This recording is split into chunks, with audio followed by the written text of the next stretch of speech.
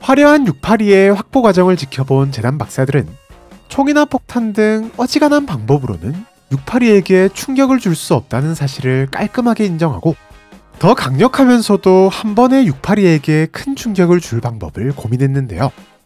그 결과 강력한 레이저를 이용해 순식간에 682의 몸을 반으로 나눠버리는 것이 가장 효과적인 방법으로 채택되었답니다. 부분적으로 아무리 피해를 줘봤자 금방 회복해버릴 것이 뻔하기에 짧은 시간 안에 몸을 완전히 둘로 나눠버리면 아무리 682라 할지라도 회복하지 못할 것이라 여긴 것인데요. 682에 대한 모든 실험은 본 실험을 진행하기 전에 실험 가능성을 판단하기 위해 682의 신체 조직으로 먼저 실험을 진행하는데, 실제로 이 조직 실험에서 레이저는 꽤나 성공적인 결과를 보여줬답니다. 682의 조직 표본이 레이저에 의해서 의외로 쉽게 그리고 깔끔하게 절단되는 것을 확인한 박사들은 뭔가 너무 간단한 것에 허탈해하면서도 약간의 불안감을 안은 채 본 실험을 진행했는데요. 드디어 682를 제거할 수 있다는 기대감을 안고 시작한 본 실험. 생각보다 레이저가 통하지 않아 조금은 애를 먹긴 했지만 계속된 시도 끝에 결과적으로 682의 몸통을 정확히 절반으로 가르는 데 성공한 박사들. 드디어 이 괴물을 없애는 데 성공했다 생각했는데요. 하지만 전혀 예상치 못한 상황이 박사들을 기다리고 있었으니, 분명히 두 조각으로 나뉘었던 682가 박사들의 기쁨을 비웃기라도 하듯 빠른 속도로 몸을 재생하기 시작했는데요. 결국 두 조각이었던 682는 어느새 두 마리가 되어버렸답니다. 물론 그리 온전하지 않은 상태이긴 했지만 둘은 서로 경계하며 주변을 살피기 시작했는데요. 한 마리로도 충분히 벅찬 682였기에 두 마리가 동시에 날뛰기라도 한다면 정말 큰일이었지만, 다행히 682들은 별다른 움직임 없이 가만히 멈춰 있었답니다. 하지만 두 마리 모두 몸이 여러 차례 빛나는가 하면 몸 곳곳이 꾸물꾸물 거리는 등 정상적인 상태는 아닌 것으로 보였는데요. 그렇게 한참의 시간이 지난 뒤 682 두 마리는 동시에 바닥에 쓰러졌고 모든 생체 징후가 사라진 것이 확인되었답니다. 하지만 박사들은 끝까지 방심할 수 없었고 682들의 생체 징후가 사라지고도 이틀을 더 기다렸는데요. 그렇게 이틀이 지나고도 박사들은 끝까지 신중했고 레이저를 이용해 682를 더 확실하게 제거하려 시도했답니다. 하지만 어느새 레이저라는 충격에 맞춰 진화해버린 682의 피부는 레이저를 반사해버렸고 추가적인 제거 시도는 실패했는데요. 그래도 다행히 682들의 생체 반응은 없었기에 정확한 상황을 확인하기 위해 박사들은 D계급 인원들을 투입하기로 결정한답니다. 그런데 D계급 인원들이 격리실의 문을 여는 순간 682들은 순식간에 깨어나 D계급 인원들을 제거했고 격리실을 탈출하기에 이르는데요. 그렇습니다. 682는 탈출을 위해 쓰러진 척을 하고 있었던 것. 결국 682에 의해 수십 명의 요원들이 다치거나 제거되는 것은 물론 기지가 온통 파괴되고 나서야 682를 재격리할 수 있었답니다. 다만 여기서 한 가지 주목할 점은 둘로 나뉜 682들은 하나하나가 거의 온전한 모습을 갖춘 상태였으며 서로를 도와가며 탈출을 시도했다는 것. 또한 보안 요원들이 하나의 682를 집중 공격해 상처를 입히자 나머지 682가 상처 입은 682를 집어삼켜 흡수하는 듯한 모습이 포착되었다는 것인데요. 현재 각각의 682가 따로따로 인격을 가지고 있었던 것인지 혹은 몸은 두 개지만 하나의 인격으로 움직인 것인지를 파악 중에 있으며, 정말 실험에 미친 몇몇 박사들은 682가 둘로 나뉘었다는 것에 대해 상당히 흥미로워하며 다시 실험을 해보자는 제안을 하기도 했지만 다행히 위험하다는 이유로 진행되지는 않았답니다. 물론 이후 레이저 이외에도 물리적 공격을 이용한 다양한 682 제거 실험이 요청되었으나 이는 모두 거부되었는데요. 사실상 몸이 둘로 나뉘어져도 둘이 되어 살아 움직이는 682를 인간의 힘으로 제거할 수 있는 방법 따위는 더 이상 없다고 판단했기 때문. 먼저 높은 상공에서 682를 떨어뜨리려는 실험은 682가 추락하는 과정에서 진화할 가능성이 너무나도 높기 때문에 거부. 또한 우주선에 실어서 태양에 날려버리자는 의견 역시 인간보다도 뛰어난 지능을 보여주는 682가 우주선을 마음대로 사용할 가능성이 있는 데다 우주선에서 격리 실패가 발생하면 막을 방법도 없어 더 큰 피해가 생길 우려가 있어 거부. 마지막으로 핵을 이용해 한 방에 보내버리자는 의견마저도 수많은 토론을 거쳐 결국 보류하기로 결정되었답니다.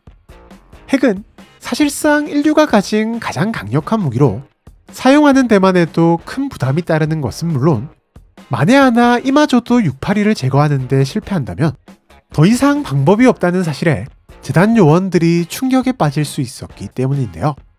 또한 682가 핵폭탄급 충격에 적응을 해버리고 나아가 방사능에 적응해 방사능을 내뿜기라도 한다면 더 이상 손쓸 방법이 없다고 판단했기 때문이랍니다. 하지만 그렇다고 해서 수시로 탈출을 시도하는 682를 가만히 방치하고 있을 수는 없는 상황. 결국 박사들은 인간의 기술로 어찌할 수 없는 상대라면 인간을 뛰어넘는 존재들로 682를 제거하기로 결정했는데요. 네, 맞습니다. 박사들은 682의 제거에 각종 SCP들을 동원하기 시작했으니 여러분들의 예상대로 박사들은 사공구를 활용해 682를 제거하려 시도했는데요. 지금까지 수많은 실험의 실패 기록을 봐온 입장에서는 고작 사공구로 682를 제거할 수 있을까? 라는 생각을 하시는 분들이 많으실 테지만 사실 사공구는 682 제거 실험에 동원된 최초의 SCP로 당시의 박사들은 사공구에게 꽤나 큰 기대감을 가지고 있었답니다. 실제로 여러가지 면에서 사공구라면 682를 제거할 수 있을 것이라 예상하는 박사들도 꽤나 많았는데요. 일단 생명체라면 단 하나의 예외 없이 석영으로 변해버렸고 특히 겉뿐만 아니라 속까지 완벽하게 석영으로 변형시키는 사공구의 능력이라면 682의 회복 능력도 무력화될 가능성이 높았기 때문. 682의 가장 까다로운 능력은 뭐니뭐니 해도 엄청난 회복력인데 세포 자체를 석영으로 변형시켜버리면 회복 능력 자체를 사용하지 못할 가능성이 있었기 때문이랍니다. 또한 만에 하나 682가 재생을 한다고 한들 폭발로 생겨난 파편들이 다시 682를 석영으로 만들 테니 이건 뭐 그냥 이미 성공했다고 생각하는 박사들도 있었는데요. 이렇듯 682의 생존력을 잘 알고 있는 현재 시점에서 봐도 뭔가 그럴듯해 보이는 것 같기도 한 이번 실험. 실제로 보고서가 제출되고 얼마 지나지 않아 사공구를 활용한 682 제거 실험에 허가가 떨어졌고 첫 실험이니만큼 꽤나 높으신 분들까지 초대되어 본격적인 실험이 시작되었는데요. SCP를 활용한 첫 실험이다 보니 조직 표본이고 뭐고 무식하게 682의 격리실로 사공구를 던져 넣은 박사들. 사공구와 접촉한 682는 순간 이상한 낌새를 느끼기라도 한 듯 고민 없이 사공구와 접촉한 부분을 스스로 제거했답니다. 그리고는 박사들에게 이게 뭐냐며 날카로운 목소리로 물었는데요. 물론 박사들은 대답해줄 이유가 없었고 682는 계속해서 사공구의 정체에 대해 물었답니다. 이렇듯 682가 지금까지는 볼 수 없었던 초조한 모습을 보일수록 박사들의 기대감은 커져만 갔고 얼른 결정화가 시작되는 3시간이 지나기만을 바라고 있었는데요. 어느덧 계속되는 682의 질문과 깽판 속에 3시간이 흘러갔고 드디어 사공구의 결정화 능력이 나타나기 시작했답니다. 약간 찝찝하게 일반적인 생명체의 변형 속도보다 느리긴 했지만 682의 신체 역시 서서히 석영으로 변해가기 시작했는데요. 또한 결정화가 진행되면 될수록 682는 점차 통증을 호소하며 매섭게 날뛰기 시작했고 역시나 박사들의 예상대로 결정화된 부분을 즉시 회복하지 못하는 682를 본 박사들은 실험 성공을 확신하기에 이르렀답니다. 하지만 682의 신체 중 62% 정도가 석영으로 변형되었을 즈음 이상하게도 더 이상 682의 신체는 석영으로 변하지 않았는데요. 그리고는 곧 석영으로 변한 부분이 펑 하고 폭발하면서 682는 꽤나 큰 타격을 받았답니다. 폭발의 충격으로 인해 석영으로 변한 신체는 완전히 제거되었지만 오히려 이것을 노리기라도 한 듯 남아있던 신체에서 빠른 속도로 신체를 회복하는 682. 동시에 682는 의미심장한 말 한마디를 내뱉었으니 이 실험에 관련된 요원놈들 한 명도 빠짐없이 내 손으로 제거해주마. 결국 682는 빠른 속도로 신체를 완벽하게 회복했고 그 자리에 있던 박사들은 공포와 충격에 휩싸일 수밖에 없었답니다. 물론 분명 어느 정도 효과가 있었으니 다시 한번 사공구를 투입하자는 의견이 제시되었고, 실제로 재실험이 진행되긴 했지만 682에게는 더 이상 사공구의 변칙성이 조금도 통하지 않았는데요. 그대로 실험은 종료. 이렇듯 쓰디쓴 실패의 맛을 본 박사들. 게다가 오히려 682를 강화해준 것만 같은 이 실험 이후 682 제거 실험 전에는 반드시 조직 표본을 이용해 어느 정도 효과가 있는지, 혹시나 자극에 적응하진 않는지 등을 확인한 후에 본 실험을 진행하는 것이 규칙이 되었답니다. 여담으로 최근 현재까지의 682 실험 데이터를 분석하던 박사들은 사공구를 활용했던 첫 실험 결과에 대해 다음과 같이 분석했는데요. 아마도 682의 신체 변형이 62%에서 멈췄을 즈음 682는 몸의 나머지 부분을 무생물로 변형시킴으로써 더 이상 나머지 신체가 석영으로 변하지 않도록 만든 것으로 보이며, 이후 사공구의 변칙성을 파악해 사공구의 변칙성이 통하지 않는 물질, 가령 화강암 등으로 몸을 재생시킨 것이 아닌가 추측한다고 하네요. SCP-017 그림자 인간은 알 수 없는 검은색 물질들로 이루어진 존재로, 그림자가 있는 대상에게 접근해 자신의 신체 속으로 흡수해버리는 변칙성을 가지고 있는데요. 이렇듯 그림자가 있는 대상이라면 그것이 물건이든 생명체든, 그리고 크기가 작든 크든 가리지 않으며 즉각적이고 신속하게 무엇이든 흡수해버리는 017은 현재까지 알려진 바 흡수하지 못하는 것이 없답니다. 게다가 017에게 흡수된 것들은 예외 없이 조금의 흔적도 남기지 않고 완벽하게 사라졌는데요. 완벽하게 흡수되어 사라짐. 네, 이러한 017의 변칙성에 주목한 박사들은 자연스럽게 017에게 682를 흡수시킬 계획을 세웠으니, 물론 아직까지 017의 정체와 능력의 원리에 대해서는 밝혀진 바가 전혀 없다 보니 017에게 흡수된 682가 소멸되는 것인지, 아니면 다른 공간으로 가는 것인지, 아니 애초에 017이 682를 흡수하는 것이 가능한 것인지 등등 의문점은 너무나도 많았지만, 하다하다 682를 다른 우주로 보내고 나몰라라 하려 했던 박사들에게 있어 682를 보내버릴 수만 있다면 더 이상 이런 사소한 의문들은 그닥 중요하지 않아 보였는데요. 게다가 설사 017이 682를 흡수하지 못한다 해도 017에게는 물리적 공격이 전혀 통하지 않았기에 혹여나 682에 의해 017이 소멸될 가능성도 작다고 판단. 실험은 빠르게 진행되었답니다. 역시나 평소처럼 682의 조직 표본을 이용한 테스트부터 시작된 실험. 다행히 예상대로 017은 682의 조직 표본을 아무런 문제 없이 흡수했고, 곧바로 본격적인 017을 활용한 682 제거 실험이 시작되었답니다. 박사들은 682를 017의 격리실로 집어넣은 다음 682에게 그림자를 만들어 017을 유인했는데요. 017은 역시나 망설임 없이 682에게로 이동했고, 순식간에 682의 몸 전체를 자신의 물질로 뒤덮기 시작했답니다. 그리고 이에 대해 682는 전혀 저항하지도 반응하지도 못하는 듯 보였는데요. 하지만 017이 682를 완전히 뒤덮고 흡수를 시작하려 하는 순간 682는 갑자기 그 어느 때보다도 높은 고음의 소리를 내지르기 시작했으니 682의 샤우팅이 얼마나 크고 날카로웠던지 096과 같이 소리를 지를 때도 멀쩡했던 오디오 장비들이 모조리 손상되어 버릴 정도였고, 박사들은 다같이 입을 모아 진짜 더럽게 지독한 포효 라고 표현했을 정도랍니다. 이렇듯 지금까지와는 또 다른 반응을 보이는 682를 보고는 박사들이 약간의 기대감을 가지려는 찰나 아쉽게도 반응은 682가 아닌 017에게서 나타났는데요. 현재까지 물리적 타격이 전혀 안 통한다고 생각했던 017. 게다가 682가 물리적 공격을 가하는 모습도 전혀 포착되지 않았음에도 017은 어째서인지 몸을 비틀거리더니 682에게서 떨어졌고, 흡사 096이 그랬듯 조용히 격리구역 구석으로 돌아가 행동을 멈췄답니다. 017이 몸에서 떨어지자 682의 샤우팅 역시 멈췄지만 곧바로 믿기 힘든 상황이 펼쳐졌는데요. 평소처럼 격리실을 파괴하고 탈출을 시도하는 682. 하지만 중요한 건 본인만 탈출하려 한 게 아니라 017도 함께 데리고 탈출하려는 정황이 포착되었다는 것. 물론 다행히 대기 중이던 요원들에 의해 금방 제압되기는 했지만 682는 의미심장한 한마디까지 남겼는데요. 이렇듯 이번 실험 역시 아주 자연스럽게 실패했지만 마치 함께 탈출하려는 듯 보이는 지금까지는 볼 수 없었던 682의 행동에 박사들은 수많은 추측들을 내놓았답니다. 그저 017의 능력에 저항하는 것으로 보였던 682의 샤우팅이 어쩌면 둘의 대화였을지도 모른다는 것.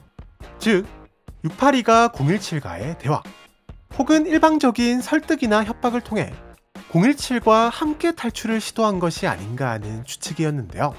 그리고 이것이 만약 사실이라면 682가 판단하기에 017의 능력 혹은 정체가 자신에게 도움이 된다고 판단했을 가능성이 있다는 것까지. 물론 마치 충격을 받은 듯 비틀거렸던 017의 모습에 그냥 682가 017을 소리로 공격한 게 아니냐는 의견도 있었답니다. 하지만 682의 역대급 샤우팅이 단순히 고통에 의한 비명이었건 아니면 017과 대화하기 위한 수단이었건 그것도 아니면 017을 공격하기 위한 방법이었건 간에 어찌됐건 682가 내지른 소리의 힌트가 있을 것으로 판단한 박사들은 현재 최대한 녹음 장비를 복구해 녹음된 소리를 분석하는 중이라고 하네요. 제거 실험이 진행되고 실험이 실패할 때마다 쏟아져 나오는 682에 대한 수많은 가설과 추측들.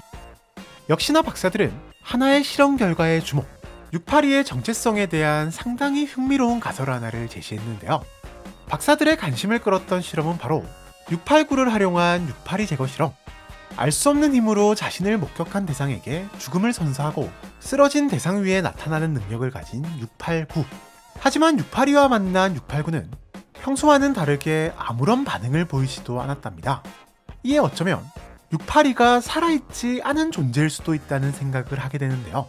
물론 멀쩡히 움직이고 공격까지 하는 682가 사실은 죽은 존재다 라는 것은 상식적으로는 말도 안 되는 소리였지만 이미 상식의 범주를 수없이 넘어선 682였기에 박사들은 이를 증명할 실험을 계획한답니다. 그리고 마침 이를 알아보기에 아주 적절한 능력을 가진 존재가 있었으니 네, 바로 지난 영상에서 알아보았던 SCP-063인데요. 워낙에 난폭한 682의 성격상 연구원들이 직접 정밀검사를 진행하기에는 너무나도 위험성이 크지만 063은 닿는 것만으로도 모든 종류의 죽은 생물이나 무생물, 즉 무기체를 완벽하게 소멸시키는 능력을 가지고 있었기에 비교적 간단하면서도 확실한 실험이 가능했기 때문. 만약 진짜 682가 무기체 상태라면 063의 효과로 인해 682가 소멸될 것이고 혹시라도 완벽하게 소멸시킬 수 있다면 그야말로 대박! 이라는 생각으로 실험은 시작되었는데요. 063의 능력이 682에게 통할지 안 통할지도 모르는 상태로 직접 063을 들고 접근하는 것은 누가 봐도 무모한 일. 박사들은 오랜 고민 끝에 063을 회전 기계팔에 장착한 상태로 682의 격리실에 투입시켰는데요. 063은 빠르게 회전하며 682의 신체에 닿았고 그 순간 놀라운 일이 벌어졌답니다. 박사들의 가설대로 682의 몸이 소멸되기 시작한 것인데요. 이는 682가 현재 죽은 생물이라는 것을 의미하는 것. 다소 말이 안 된다고 생각했던 일이 눈앞에서 일어나자 당황한 박사들. 하지만 곧 더 말도 안 되는 상황이 펼쳐졌으니 신체의 20%쯤 소멸된 682는 이내 신체를 재생시키기 시작했고 어마무시한 682의 재생력은 063의 소멸 속도를 앞지르기 시작했답니다. 또한 새롭게 재생된 682의 신체는 어째서인지 063의 소멸 효과가 전혀 먹혀들지 않았고 682는 오히려 기계팔을 부시고 063을 손에 들더니 격리실 바닥에 구멍을 뚫어 탈출을 시도했는데요. 결국 요원 2명이 치명적인 부상을 입고 나서야 682를 재격리시킬 수 있었답니다. 뭐 사실 이번 실험은 682를 제거하기 위한 실험은 아니었음에도 박사들은 실험 결과에 상당한 충격을 받을 수밖에 없었는데요. 먼저 처음 063의 능력이 통한 것으로 보아 682는 박사들의 예상대로 죽은 상태의 존재인 것은 물론 재생한 682의 신체가 063의 능력이 통하지 않는 것으로 보아 필요에 따라서는 스스로의 신체의 일부 혹은 전체를 유기체나 무기체 상태로 자유롭게 바꿀 수도 있는 존재라는 것. 즉, 인간 기준에서의 살아있고 죽었다라는 개념은 682에게 전혀 통하지 않는다는 것이었는데요. 그리고 이쯤 되니 생체 신호가 완벽하게 사라졌던 682가 움직였던 상황이 어느 정도 납득이 되기도 했답니다. 이렇듯 오랜만에 원하는 소득을 얻은 실험. 하지만 여전히 도대체 682의 정체가 무엇이길래 과학으로는 도저히 설명할 수 없는 현상이 가능한지에 대한 의문만 커졌다고 하네요. 162에 대한 연구를 꾸준히 이어가던 박사들. 그러던 와중 M 박사를 포함한 몇몇 박사들은 162를 활용한다면 682에게 치명적인 피해를 줄 수 있을 것이다 라는 흥미로운 의견을 내놓는데요. M 박사가 내놓은 근거는 162의 연쇄적이고도 지속적인 공격 방식, 단순 공격력으로만 따지면 고작 날붙이 따위로 682를 어떻게 하긴 힘들겠지만 162는 몸부림을 치면 칠수록 온몸에 엉겨붙어 상대의 행동을 억제시킨과 동시에 더 큰 피해를 안겨준다는 것. 또한 몸에 붙어있는 것만으로도 피해를 입히는 162이다 보니 682가 아무리 회복을 한다고 하더라도 지속적인 피해를 입힐 수 있다는 것이었는데요. 물론 이러한 M 박사의 주장에 대해 682라면 피부를 단단하게 만들어서 금세 162에게 적응할 것이다. 지속적이고도 연쇄적인 피해라고는 하나 날붙이 정도로 난 상처는 682에게 큰 피해를 주지 못할 것이다 등등 많은 박사들은 부정적인 의견을 내놓았답니다. 그도 그럴 것이 워낙에 다양한 공격들에 대해 즉각적인 적응을 해왔던 682인데다 결정적으로 162로 인해 목숨을 잃는 경우는 대부분 지속적인 피해로 인한 과다출혈. 하지만 682는 현재까지 몸의 절반이 날아갈지언정 단 한 번도 과다출혈로 목숨을 잃은 적이 없었기 때문인데요. 하지만 그럼에도 M 박사는 설령 682를 제거하는데 실패한다고 하더라도 딱히 손해볼 게 없으며 오히려 682가 적응하는 방식을 통해 162를 막을 수 있는 효과적인 방법을 알아낼 수 있을지도 모른다고 주장했답니다. 또한 현재 염산을 이용해 회복하는 데 에너지를 쏟게 만드는 격리 방식이 어느 정도 효과를 보이는 것으로 미루어 보아 어쩌면 682는 일정 자극 이상의 피해에만 적응하는 것일지도 모른다고 말하며 만약 162의 공격이 682에게 치명적이진 않다고 할지라도 염산처럼 적응하지 못하는 약한 피해를 지속적으로 입혀 682가 회복에만 에너지를 소비하게 만듦으로써 격리에 도움이 될 수 있다는 것이었는데요. 다소 불안한 요소들은 많았지만 M 박사의 강력한 주장으로 결국 실험은 승인이 떨어지게 되었으니 본격적인 실험에 앞서 혹시나 162의 공격이 CR도 안 먹힐 가능성을 염려해 먼저 조직표본 실험을 진행한 박사들. 다행히 162의 날붙이들은 682의 조직표본을 깔끔하게 꿰뚫었고 약간의 자신감을 얻은 박사들은 본격적인 실험에 돌입했는데요. 162를 682에게 던져놓으며 시작된 실험. 682와 접촉한 162는 평소처럼 갈고리를 이용해 682를 공격하기 시작했고 162의 공격이 682에게 먹히는 것인지 682는 격렬한 몸부림과 함께 박사들을 향해 온갖 쌍욕을 퍼붓기 시작했답니다. M 박사의 예상대로 682가 저항을 하면 할수록 162는 682의 온몸에 뒤엉켜갔고 특히 완전히 뒤덮인 하체와 머리 그리고 왼쪽 앞다리는 이미 큰 부상을 입은 듯 보였는데요. 약 4분 정도가 흐른 시점. 이래선 안 되겠다 싶었던 것인지 682는 갑자기 자신의 아래턱과 왼쪽 뒷다리를 스스로 잘라내버렸답니다. 하지만 그럼에도 불구하고 162는 여전히 682의 왼쪽 앞다리에 붙어 682에게 지속적인 피해를 입힐 뿐이었는데요. 특히 많은 박사들의 우려와 달리 682는 몸을 단단하게 만드는 모습도 보이지 않았고 오히려 혹시나 하는 생각이 들 정도로 162에게 고전하는 모습을 보였답니다. 하지만 앞다리에 162를 옮긴 682는 갑자기 격리실을 부수고 나가 요원들과 박사들에게 달려들기 시작했는데요. 특히 682는 흡사 무기를 휘두르듯 일부러 162가 붙어있는 앞다리를 휘둘러 공격했고 날카로운 공이라는 엄청난 무기를 사용하는 682에게 요원들은 속수무책으로 당할 수밖에 없었답니다. 이에 급하게 기특대가 출동했음에도 무려 13명의 사망자와 86명의 부상자가 발생하고 나서야 겨우 682와 162를 제압하는 데 성공하는데요. 이렇듯 역대급 피해를 불러온 이번 실험에 대해 안 그래도 골치 아픈 괴물에게 아주 좋은 무기를 던져준 꼴이라는 비난이 쏟아졌고 결국 M 박사를 포함한 해당 실험을 승인한 박사들은 징계 청문회를 통해 중징계를 받으며 사건은 마무리되었답니다.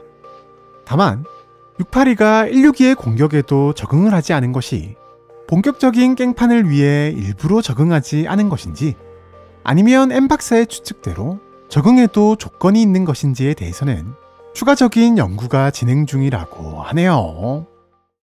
SCP-173 땅콩이는 682 못지않게 우리에게 친숙한 SCP 중 하나인데요.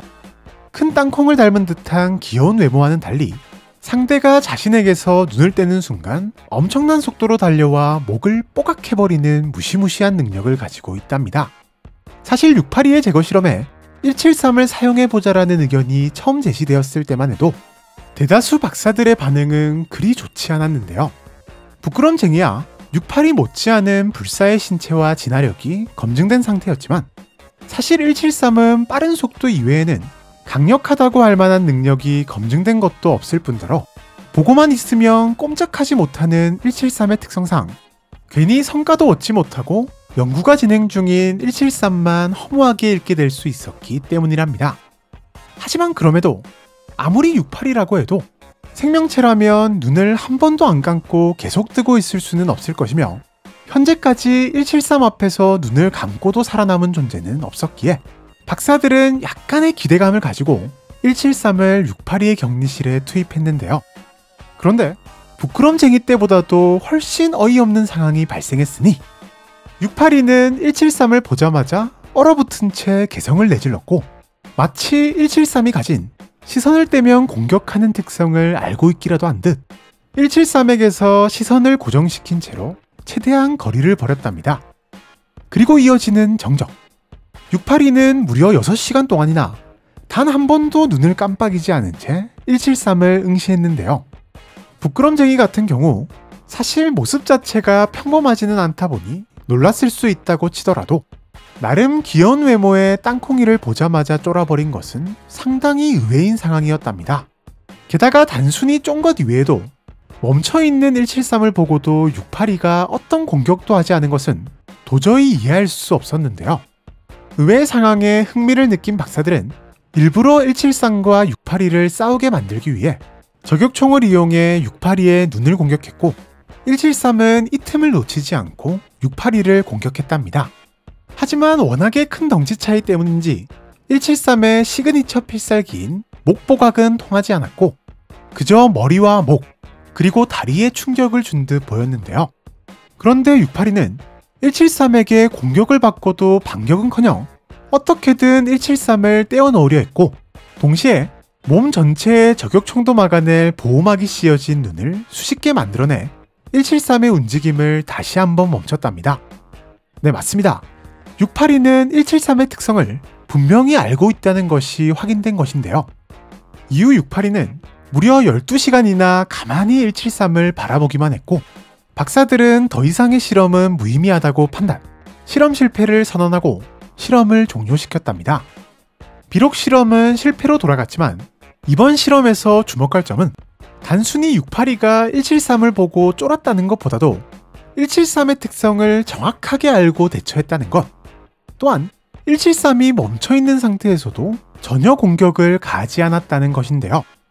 게다가 그 포악한 682가 173에게 먼저 선빵을 맞은 후에도 눈을 생성해 다시 173의 움직임을 멈췄을 뿐 공격을 하지 않았다는 것은 박사들이 알지 못하는 173을 공격하면 안 되는 명확한 이유가 있을지도 모른다는 것. 물론 096 때도 한참 동안 공격을 안 하긴 했지만 결과적으로 둘 다 상태불능이 될 때까지 치고받고 싸웠던 것을 감안하면 173에 대한 682의 반응은 분명 이상하긴 하답니다. 이렇듯 사실 전혀 기대하지 않았던 173을 통해 682에게도 특정한 약점이 있을지도 모른다는 의견과 함께, 만약 682의 에너지를 소모시켜 덩치를 173과 비슷하게 만든 상태라면 어쩌면 173이 682를 제거할 수도 있을 것이라는 의견까지 제시되었는데요. 하지만 한번 173에게 당한 682는 173에 대한 충분한 대비를 할 것이 분명하기에 추가적인 실험은 현재까지 보류 중에 있다고 하네요. 땅콩이보다도 더 귀엽고 아기자기한 외모를 가졌음에도 682를 쫄게 만든 또 하나의 존재가 있었으니 SCP-524 잡식성 토끼 월터입니다. SCP-524는 지극히 평범한 토끼의 모습을 하고 있지만 모든 것을 먹어치우는 변칙적인 특성을 가진 존재인데요. 사료부터 철, 혹은 방사능 같은 위험물질마저도 먹을 수 있는 오이사의 특성에 주목한 박사들은 다소 무모해 보이긴 하지만 오이사를 이용해 682를 제거하는 실험을 진행한답니다. 물론 덩치도 너무 작고 먹어치우는 것 이외에는 어떤 공격적인 능력이나 방어적인 능력도 가지고 있지 않은 오이사였기에 682에게 괜히 먹이나 던져주는 거 아니냐는 몇몇 박사들의 강력한 반대도 있었는데요. 하지만 오이사는 근처에 먹을 것이 없을 때 스스로를 섭취하고 얼마 뒤 다시 멀쩡하게 나타나는 변칙성을 가지고 있었기에 설사 682에게 먹히더라도 다시 부활할 것이라는 의견이 반영되어 실험이 진행되었답니다. 그런데 불안한 마음을 가지고 실험을 지켜보던 박사들의 눈에 믿기 힘든 광경이 펼쳐졌으니 오이사를 발견한 682는 뭔가 미심쩍은 눈빛으로 오이사를 쳐다봤고 반대로 682를 발견한 오이사는 마치 맛있는 먹이를 발견하기라도 한 듯 겁도 없이 빠른 속도로 682에게 다가가 682의 앞다리 먹방을 찍기 시작했는데요. 그 순간 682는 소리를 지르며 뒤로 물러섰고 한번 682의 앞다리 맛을 본 오이사는 집요하게 682를 쫓아다녔답니다. 덩치 차이도 엄청난 데다 겉모습은 토끼일 뿐인 오이사. 게다가 그 귀찮은 걸 싫어하는 682를 계속 따라다니며 앞다리까지 갉아먹으려는 오이사였지만 어찌된 것인지 682는 단 한 번도 오이사를 공격하지 않았고 소리를 질러대며 오이사를 피해 열심히 도망만 다닐 뿐이었는데요.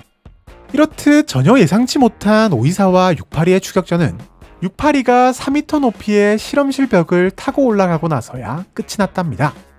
신체 능력은 평범한 토끼였던 오이사였기에 벽을 타고 올라갈 순 없었고 682는 벽에 붙은 채로 오이사를 보며 식은땀을 닦고 있었는데요. 상당히 흥미로우면서도 동시에 어이없는 상황이긴 했지만 더 이상 실험 진행이 어렵다고 판단한 박사들은 실험을 종료할 수밖에 없었답니다. 역시나 전혀 예상치 못한 반응을 보여준 682. 이에 몇몇 박사들은 어쩌면 682의 약점이 귀엽고 아기자기한 것이 아니냐는 의견을 제시하는가 하면 오이사와 173이 귀여운 겉모습과는 달리 우리가 전혀 예상치도 못할 만큼의 무시무시한 존재이며 682는 두 녀석의 진짜 정체를 꿰뚫어보고 쫄아버린 것이 아니냐는 의견이 제시되기도 했는데요. 물론 아직까지도 682가 왜 두 녀석에게 쫀 것인지는 정확히 파악하지 못하고 있는 상황이며 두 녀석의 정체 역시 여전히 미스테리라고 하네요. SCP-689 어둠 속에 나타나는 자는 죽음과 관련해 꽤나 절대적인 능력을 가진 SCP 중 하나인데요. 689의 능력 발동 조건은 SCP-173 땅콩이와도 꽤 비슷한 부분이 있는데 누군가 689를 보고 있다면 689는 평범한 조각상일 뿐이지만 아무도 689를 보지 않는 상황이 되면 689는 즉시 그 자리에서 사라지며 약 20초 후 자신을 한 번이라도 목격한 사람들 중 누군가에게 죽음을 선사하고 죽음을 맞이한 대상 위에 다시 모습을 드러내는데요. 현재 689의 능력으로 인한 죽음을 막을 방법은 전혀 없다는 것이 밝혀진 상태인데다 이처럼 물리적인 공격이 아닌 초월적인 능력으로 상대를 제거하는 689라면 물리적 공격에 대해 적응하고 회복하는 682의 능력도 소용없을 것이라 판단한 박사들은 682의 제거 실험에 689를 사용하기로 결정한답니다. 박사들은 689를 682의 격리실에 투입시킨 다음 격리실에 불을 끄면 689의 능력이 발동되어 682가 죽을 것이라는 나름 완벽한 계획을 세웠고 목격자들 중에서 무작위로 제거 대상을 선택하는 689의 특성상 689가 확실히 682만을 타겟으로 잡게 만들기 위해 현재까지 689를 한 번이라도 본 재단 요원들을 모조리 제거하는 철저함까지 보여줬는데요. 그만큼 박사들은 689의 능력이 682를 제거하는데 효과적일 것이라 생각했고 부푼 기대감을 안은 채 실험은 시작되었답니다. 682의 격리실에 689가 투입되며 시작된 실험. 682는 자연스레 689를 바라봤고 그 즉시 박사들은 격리실에 불을 껐는데요. 689는 사라지지 않고 여전히 제자리에 있었지만 689의 능력이 발동되는 시간인 20초가 지난 후 682의 모든 생체 신호가 사라진 것이 확인되었답니다. 또한 682가 실험 시작 전에만 해도 없었던 정체 모를 회색 웅덩이 안에 있는 것이 확인되었는데요. 뭔가 미심쩍은 웅덩이, 그리고 항상 자신의 능력으로 쓰러진 대상 위에 다시 나타나는 689의 특성상 689가 쓰러진 682 위에 나타나지 않고 제자리에 그대로 있다는 점이 조금은 깨림칙하긴 했지만 어찌됐건 682의 생체 신호는 완벽한 죽음을 나타내고 있었기에 박사들은 682의 상태를 확인하기 위해 D계급 인원들을 투입했답니다. 그런데 D계급 인원이 문을 열고 3발자국 정도 움직이자마자 682는 빠른 속도로 일어나 D계급 인원을 공격하며 탈출을 시도했고 전투 과정에서 요원 한 명을 잃고 나서야 682를 재격리시킬 수 있었는데요. 네, 나름 기대감을 가졌던 실험은 허무하게 실패로 돌아갔고 이쯤 되니 몇몇 박사들은 682라는 존재에게 알 수 없는 공포심마저 느꼈답니다. 이후 박사들은 긴급회의를 소집했고 실험 결과를 토대로 682에 대한 2가지 가설을 세우는데요.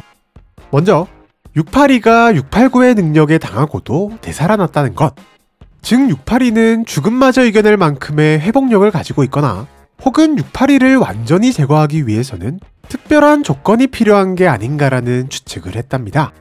그리고 만약 이게 사실이라면 682를 제거하려 노력하기보다는 차라리 잘 꼬드겨서 재단편으로 만드는 게 빠른 거 아니냐는 농담까지 나왔는데요.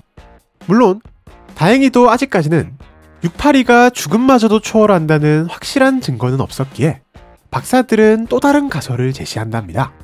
바로 모든 것이 682의 연기였다는 것. 애초부터 689의 능력은 682에게 통하지 않았고 682는 탈출을 시도하기 위해서 자신의 생체 신호를 완벽하게 숨김으로써 죽은 척을 한 게 아니냐는 추측이었는데요. 사실 상식적으로는 생체 신호를 완벽하게 없앤다는 것은 불가능한 일이지만 682의 경우 레이저 실험 때의 전과도 있었기 때문에 어느 정도 납득이 가는 이야기였답니다.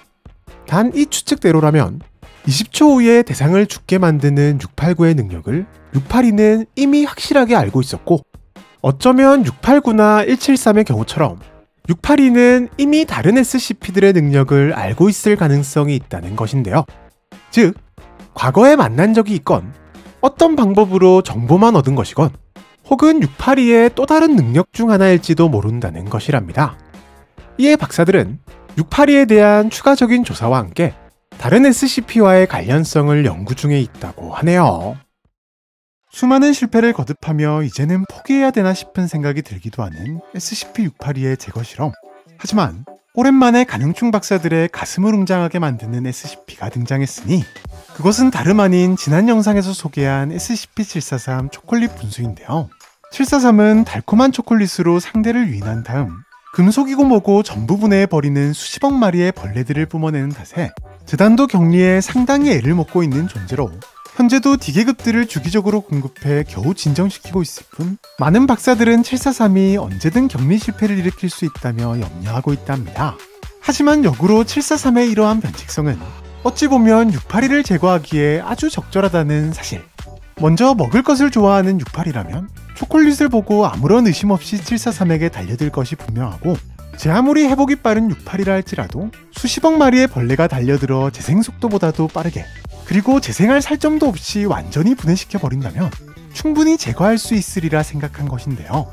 게다가 만약 682를 제거할 수 없다고 해도 반대로 682가 743을 파괴해줄 가능성도 있었기에 오늘도 역시나 가슴이 웅장해지는 기대감을 안고 실험을 시작한 박사들.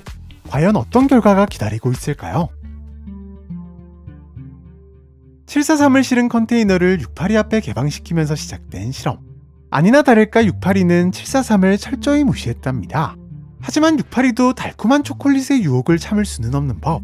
743이 초콜릿을 뿜어내기 시작하자 곧바로 관심을 보였는데요.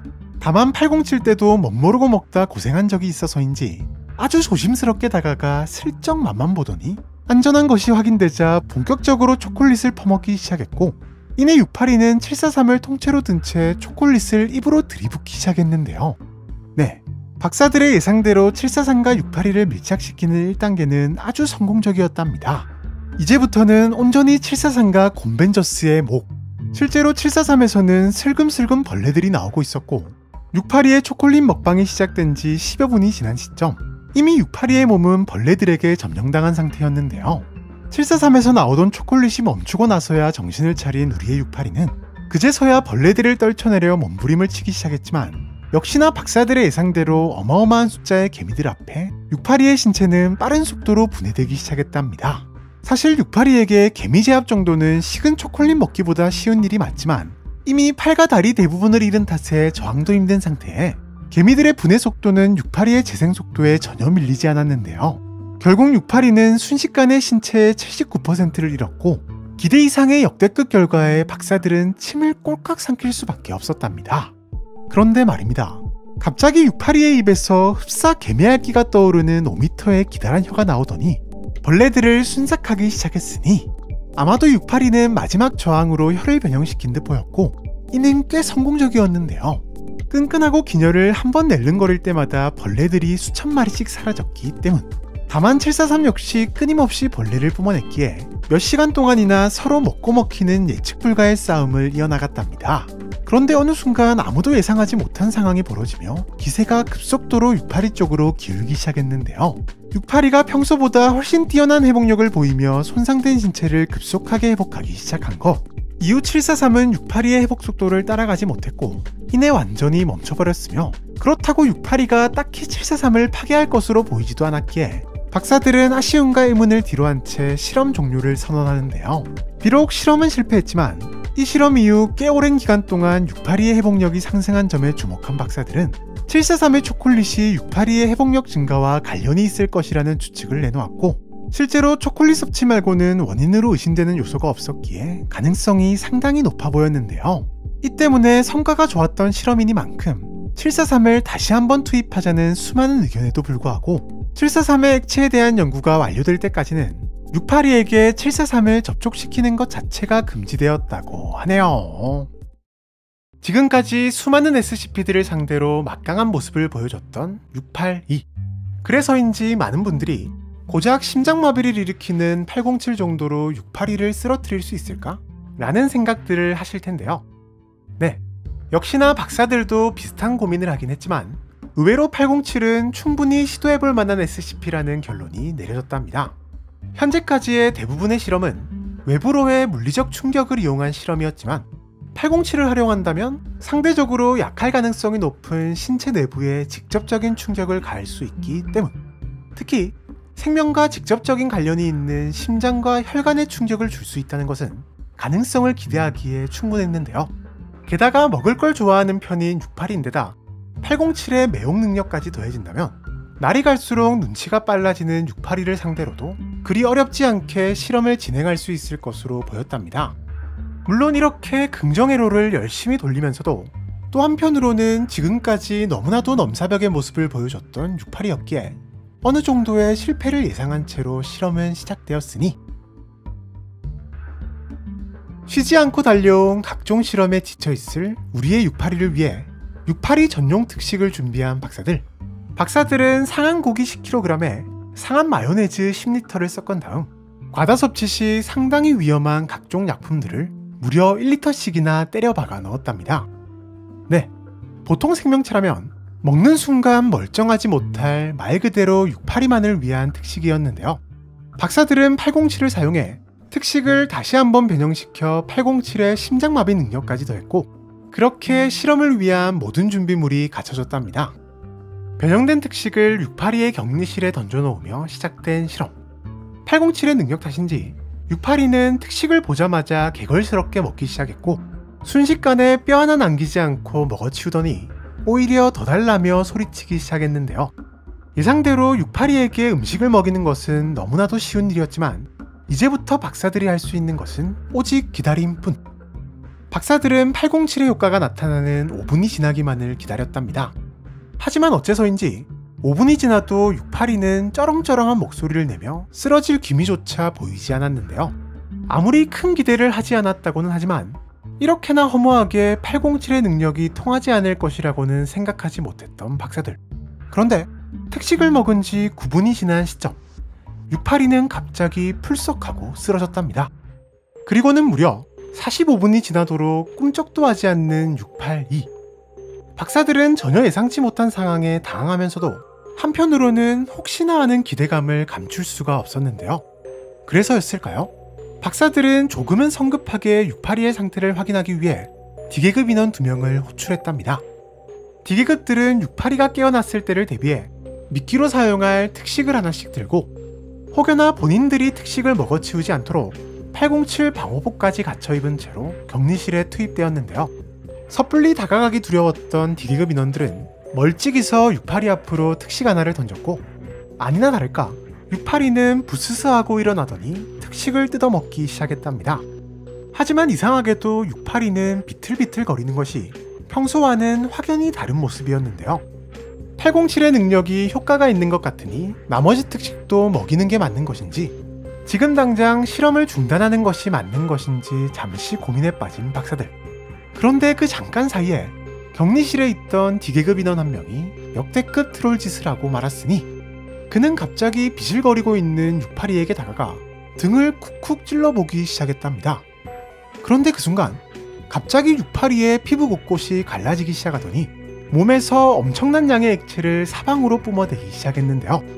아마도 682의 혈액으로 추정되는 이 액체는 방어복도 뚫어버린 채 D계급 인원들을 뒤덮었고 정확한 이유는 알 수 없지만 얼마 지나지 않아 D계급 인원들은 형체도 없이 사라져버렸답니다.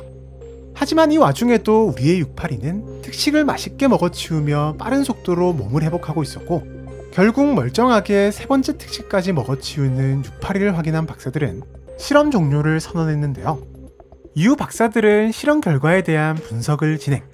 사실 뭐 하나 확신할 수 있는 것은 없었기에 다양한 추측들을 내놓기 시작했답니다. 추측에 의하면 아마도 지방을 축적해 혈관을 막는 807의 변칙성은 682에게 꽤나 성공적으로 통한 것으로 보이는데요. 실제로 682가 쓰러졌던 것이 그 이유로 682는 두 번째 특식을 먹을 때까지만 해도 혈액 공급이 원활하지 않은 상태였기에 비틀거렸던 것으로 보인답니다. 하지만 D계급 인원의 터치로 인해 혈액이 몰려 팽팽하던 혈관이 터져버렸고 이후에는 회복과 동시에 특유의 적응 능력을 이용해 더 이상 807의 능력이 통하지 않게 적응한 것으로 보이는데요. 네, 예상보다도 좋은 흐름으로 흘러가던 807을 활용한 682 제거 실험은 박사들의 성급함과 D계급 인원의 트롤 짓이 합해진 환장의 콜라보로 인해 역시나 실패로 끝났다고 하네요. 기원을 알 수 없는 정체불명의 그림. 그림자 주인의 이동을 완전 봉쇄하는 능력. 몇몇 박사들은 272가 고대 문명에서 누군가를 봉인하는 데 사용한 물건이 아닐까 추측함과 동시에 많은 시청자 여러분들이 생각하셨듯 박사들 역시 272를 SCP 격리에 활용하면 어떨까라는 생각을 하는데요. 특히나 단순히 대상을 고정시키기만 했던 SCP-170 초강력 접착제와는 또 다르게 272는 물리적으로 저항하는 대상에 대해서는 미지의 힘이 발동되어 제압까지 해주기에 강력한 힘과 더러운 성질머리를 가진 녀석들을 격리하는데 상당한 도움이 되지 않을까 생각했답니다. 그리고 그 첫 번째 대상은 바로 강력한 힘과 더러운 성질머리 하면 이제는 너무나도 당연하게 가장 먼저 떠오르는 그 녀석. 네, 맞습니다. 우리의 또파리인데요. 하지만 또파리를 상대로 매번 실패만 경험했던 우리의 박사들은 이번만큼은 조금은 색다른 계획을 세웠으니 272의 능력은 분명 봉인에 최적화된 능력이지만 박사들은 단순히 봉인을 목표로 삼지 않고 그 이상을 바라봤답니다. 바로 272의 또 다른 변칙성으로 추정 중인 미지의 힘을 이용해 682를 제거하려 한 것. 박사들은 682를 272로 고정시킨 다음 물리적인 타격을 가하면 빡이 쳐버린 682가 272를 공격하거나 억지로 뽑으려 시도할 것이고 이에 미지의 힘이 발동되면서 자연스럽게 682를 제압할 수 있다고 생각한 것인데요. 이렇듯 오늘도 역시나 박사들은 기대와 걱정을 동시에 품은 채 그리고 이번 실험만큼은 똑같은 실수가 되지 않기를 간절히 바라며 682 제거 실험에 돌입했답니다. 이번엔 격리실이 아닌 넓은 공간에서 진행된 실험. 박사들은 2000W짜리 전등 30개를 둥글게 설치한 다음 한가운데 682를 데려다 놓은 채로 한 개의 전구를 켜 즉시 682의 그림자에 272를 박아 넣었는데요. 다행히 272의 능력은 문제없이 발동되어 682가 이동하는 것을 완벽하게 봉쇄한 듯 보였고 박사들은 다음 단계인 물리적 타격을 가하기 위해 준비하려는 찰나 우리의 성질 급한 682는 자신의 그림자에 박힌 272가 자신의 이동을 방해하고 있다는 사실을 눈치챈 듯 즉시 272를 파괴하려는 움직임을 보였는데요. 의외로 박사들의 의도대로 풀리는 놀라운 상황. 진짜 682가 272를 공격해 미지의 힘이 발동되기만 한다면 의외로 허무하게 실험이 끝나버릴지도 모르는 순간이었답니다. 하지만 272를 공격하려던 682가 갑자기 272를 유심히 살펴보더니 알 수 없는 말을 중얼거리고는 272를 공격하기는커녕 천천히 물러섰는데요. 이는 분명 682가 272를 혹은 272에 새겨진 문양들을 알아보고는 272를 공격하면 안 된다는 것을 아는 듯한 모습이었답니다. 박사들은 전혀 예상치 못한 상황에 적잖게 당황하긴 했지만 원래 계획대로 30개의 전등을 무작위로 깜빡거렸고 682는 그림자 방향이 변함에 따라 여기저기로 내동댕이 쳐지며 타격을 입기 시작했는데요. 다행히 682조차도 272의 고정 능력 자체를 풀 수는 없어 보였고 약 55분간 반복되는 내동댕이에 682는 95% 이상의 표피가 손상되는가 하면 왼쪽 앞다리와 63개의 이빨 그리고 두개골까지 손상되는 등 2599대와 맞먹는 수준의 피해를 입었답니다. 애초 계획과는 조금 다르긴 했지만 어찌됐건 만만의 준비를 한 만큼 실험의 성공이 코앞으로 다가온 듯 싶었던 그 순간 갑자기 682의 피하 조직들이 강력한 빛을 내뿜기 시작했는데요. 이 빛은 점점 밝아지더니 2000W 전등보다도 훨씬 밝은 빛을 내뿜었고 결국 엄청난 밝기의 빛으로 실험 공간 전체를 뒤덮어 682의 그림자를 완전히 사라지게 만들어 버렸답니다. 그림자가 사라진 탓에 272의 능력 역시 사라진 듯 보였고 682는 여전히 빛을 내뿜으며 한 구석에 쓰러져 있었는데요. 682의 발광은 이틀 동안이나 지속되었고 별다른 움직임을 보이지는 않았지만 서서히 회복 중인 것으로 보였답니다. 결국 박사들은 이번 실험 역시 실패로 판단. 272의 해수를 위해 D계급 인원을 투입시켰는데요. 다행히 D계급 인원은 682에게 공격받지는 않았지만 682가 내뿜는 빛이 어찌나 센지 보호 장비를 착용하고도 시력을 잃어버리는 안타까운 일이 발생했답니다. 그리고 다시 이틀이 지나자 우리의 가파리는 신체를 완벽하게 회복했고 실험 역시 완벽한 실패로 끝이 나버렸는데요. 물론 이번 실험 역시 박사들의 반복된 실수로 끝이 나버리긴 했지만 그래도 이번 실험을 통해 박사들은 몇 가지 흥미로운 단서를 얻을 수 있었답니다. 먼저 272의 또 다른 변칙성으로 보이는 미지의 힘은 그 682조차도 두려워할 만한 꽤나 강력한 힘이라는 것. 또한 682가 단순히 대화뿐만 아니라 고대의 문양이나 글을 읽고 이해할 수 있는 능력이 있다면 682 제거 실험에 문자로 이루어진 민적 살해인자를 활용하는 방안을 계획 중에 있는데요. 다만 682가 고대의 문양을 읽고 이해한 것이 사실이라면 어떻게 682가 재단에서도 파악이 불가한 고대의 문양을 알 수 있었는지에 대해서는 여전히 미스테리라고 하네요. SCP-343 신, 스스로를 우주의 창조자이자 전지전능한 신이라 칭하는 존재로 실제로 벽을 통과하며 다니거나 공간을 변화시키는 등 원리불명의 다양한 능력들을 보여주는 것은 물론 어떤 주제든 빠삭하게 알고 있는 폭넓은 지식과 특유의 인싸력으로 수많은 재단 직원들의 사랑과 관심을 잔뜩 받으며 재단에서 지내고 있는데요. 이런 343의 모습을 보던 한 박사는 문득 이런 생각이 떠올랐답니다. 343이 진짜 신이라면 682 정도도 가볍게 해결할 수 있지 않을까?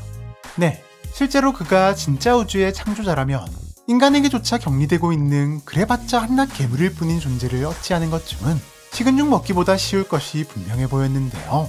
이에 박사는 즉시 브라이트 박사를 호출한답니다. 평소 343이 목걸이 SCP를 통해 기이한 형태의 불멸을 얻은 브라이트를 흥미롭게 여기고 있던 터라 그가 부탁한다면 들어줄 것이라 판단했기 때문. 다만 브라이트는 이 실험에 대해 상당히 부정적인 입장이었는데 애초에 그는 343을 신이라고 생각하지 않았기 때문인데요. 사실 따지고 보면 전능하다라고 할 만한 능력은 딱히 보여준 적이 없는 데다 유독 343을 수상하게 여기던 한 박사가 343과 대면한 이후 모든 사람들의 기억 속에서 잊혀진 듯한 수상쩍은 단서까지 발견되면서 그냥 어마무시한 정신조종 능력을 가진 악당 정도로 생각하고 있었답니다. 즉 343에게는 682를 제거할 능력 자체가 없다고 생각한 것. 하지만 이미 O5-1의 허가도 떨어졌겠다. 자신의 예상과 달리 343이 진짜 신이어서 682를 제거할 수 있다면 그건 그것대로 이득. 만약 제거하지 못한다면 343이 신이 아니라는 증거가 될 것이니 딱히 손해볼 장사는 아니라고 판단했고, 약간의 논쟁이 있긴 했지만 343 역시 브라이트 박사의 부탁에 흔쾌히 승낙하면서 실험은 빠르게 진행된답니다. 사실 브라이트는 343에게 682를 제거하는 일이라는 말은 하지 않았는데 343이 딱히 묻지도 않았던 데다 뭐든 처리해준다며 호언장담을 했기 때문인데요. 그런데 말입니다. 343이 있는 격리실에 682를 집어넣자 전혀 예상하지 못한 반응을 보이기 시작했으니 그것도 두 개체 모두가 말이죠. 먼저 반응을 보인 것은 단연 682였는데요. 격리실에 투입된 순간 녀석은 곧바로 343을 들이받을 기세로 그에게 돌진하기 시작했는데 신의 여유인 것일까요? 343은 놀라는 기색도 하나 없이 여전히 여유만만한 모습을 보이고 있었답니다. 그렇게 682가 343에게 거의 다 도달했을 무렵 이해할 수 없는 일이 벌어졌는데 녀석이 343을 그대로 지나쳐 반대편 벽까지 돌진한 것. 게다가 더 이상한 것은 343이 682가 들어온 입구를 보며 뭔가를 격리실에 넣은 것인지 아니면 자기 보고 들어가라는 것인지를 박사들에게 물었다는 것인데요. 네, 왜인지는 알 수 없지만 서로가 서로를 전혀 인식하지 못하는 듯 보였답니다. 682가 신나게 반대편 벽을 부수려고 하는 이 긴박한 상황에서도 말이죠. 결국 도무지 이해가 가지 않는 상황에 박사들이 아무것도 보이지 않냐고 대놓고 물었음에도 방을 이리저리 둘러본 343은 여긴 나밖에 없는데라며 알 수 없는 반응을 보였는데요. 그런데 682가 있다는 사실을 듣고서는 갑자기 화가 난 듯 씩씩거리기 시작하는 343. 그는 순식간에 박사들의 옆에 나타났고 꽤 많이 화가 난 듯 보였지만 또 이내 등을 돌리고는 의미를 알 수 없는 말을 툭 던지고 그대로 어디론가 사라져버렸답니다. 그가 남긴 말은 바로 682는 자신의 권속이 아니니 알아서 하라는 의미불명의 말. 결국 실험은 수많은 의문만을 남긴 채 그대로 종료되었는데요. 이후 박사들은 343과 682의 반응을 두고 수많은 추측들을 내놓기 시작했는데 먼저 343의 격렬한 반응으로 보아 682라는 존재를 알고 있었던 것은 분명해 보이지만 제거나 공격은커녕 인식조차 못한 것은 그가 스스로의 말처럼 전지전능한 절대적인 신은 아니라는 것을 입증하는 것이다 라고 말하는 박사들도 있는가 하면, 또 한편에서는 343이 신이라는 것은 부정하지 않지만 자신의 권속이 아니라는 343의 말과 마치 둘이 완전히 다른 차원에 있는 듯한 모습으로 미루어 보아 682는 다른 우주 혹은 다른 차원에서 기원한 존재이며 343은 그저 우리 우주에 해당하는 신일 뿐이기에 벌어진 현상이라 여기는 박사들도 있었답니다. 네, 이번 실험 결과에 두 개체의 정체와 관련된 단서가 있는 것은 분명해 보였지만 아쉽게도 무엇 하나 명확히 밝혀진 것은 없는 상황이라고 하네요. 어떤 물건이든 자신만의 저장 공간인 꽃병 속으로 들고 가는 702-1. 박사들은 과거 507을 이용해 다른 평행 세계로 682를 보냈듯 682를 꽃병 속으로 아주 보내버리려는 계획을 세우는데요. 몇몇 요원들은 아직까지 변칙성도 제대로 파악하지 못한 702를 이용하는 것에 걱정을 하기도 했지만 사실 702에게 682를 보내는 것은 생각보다도 그럴듯해 보이는 괜찮은 계획이었으니 먼저 702-1은 현재까지 영혼을 제외하고는 어떤 물건이든 가져갔기 때문에 682 역시 받아갈 가능성이 높았고, 사실 딱히 안 데려간다고 해도 702가 거부하는 물품들을 조사 중이었던 박사들에게는 오히려 702나 682에 대한 자료를 얻을 수 있는 것이기에 딱히 손해볼 게 없었기 때문. 특히나 다양한 종족들과 다양한 물품들을 거래해본 것으로 추정되는 702-1이 혹시나 682에 대한 정보를 알고 있지 않을까 하는 약간의 기대도 있었답니다. 또한 사람을 순식간에 제압하는 702-1에 알려지지 않은 강력한 능력도 있었기에 혹시나 반항하는 682를 제압해주기라도 한다면 아주 그보다 좋은 일은 없다고 생각했는데요. 물론 이런 우려는 있었습니다. 우리가 아는 682는 어떤 방법으로도 제거할 수 없고 실시간으로 진화하기까지 하는 SCP 재단 내에서도 가장 까다롭고 강력한 생명체. 혹시나 702-1이 682를 데려가는 대신 682와 비슷한 급의 괴물을 돌려주면 골치가 아파진다는 것. 그래도 다행히 현재까지의 실험 결과 뭔가 위협적인 물건을 건네준 적은 없는 702-1이었기에 682도 처리하고 엄청난 보물까지 얻을 수 있을지 모른다는 막연한 기대감을 가지고 실험은 시작되었는데요. 언제나처럼 702를 활용한 682 제거 실험 역시 682의 조직 표본을 이용한 실험으로 시작되었는데요. 박사들은 682의 조직 표본을 702-1에게 건넸고 702-1은 흔쾌히 거래를 받아들이며 M사의 더블 불고기 버거를 내주었답니다.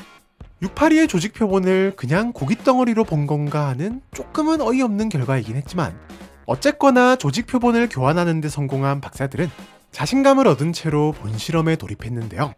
박사들은 682가 들어있는 격리 탱크를 통째로 702-1에게 건넸고 702-1은 현재까지 그 어떤 거래에서도 볼 수 없었던 진중한 표정으로 무려 13분간을 고민했답니다. 702-1의 고민이 길어지는 것을 보고는 그냥 교환 안 해도 되니까 가져가기만 했으면 좋겠다 라고 생각하는 찰나 702-1은 격리 탱크를 통째로 꽃병 속으로 가져간과 동시에 꽃병 속에서 물건 하나를 꺼내왔는데요. 과연 콜렉터인 꽃병의 요정이 평가하는 가파리의 가치는 어느 정도일까? 숨을 죽이고 기다리고 있는 박사들에게 702-1이 건넨 것은 바로 목도리 앵무새가 들어있는 3장이었답니다.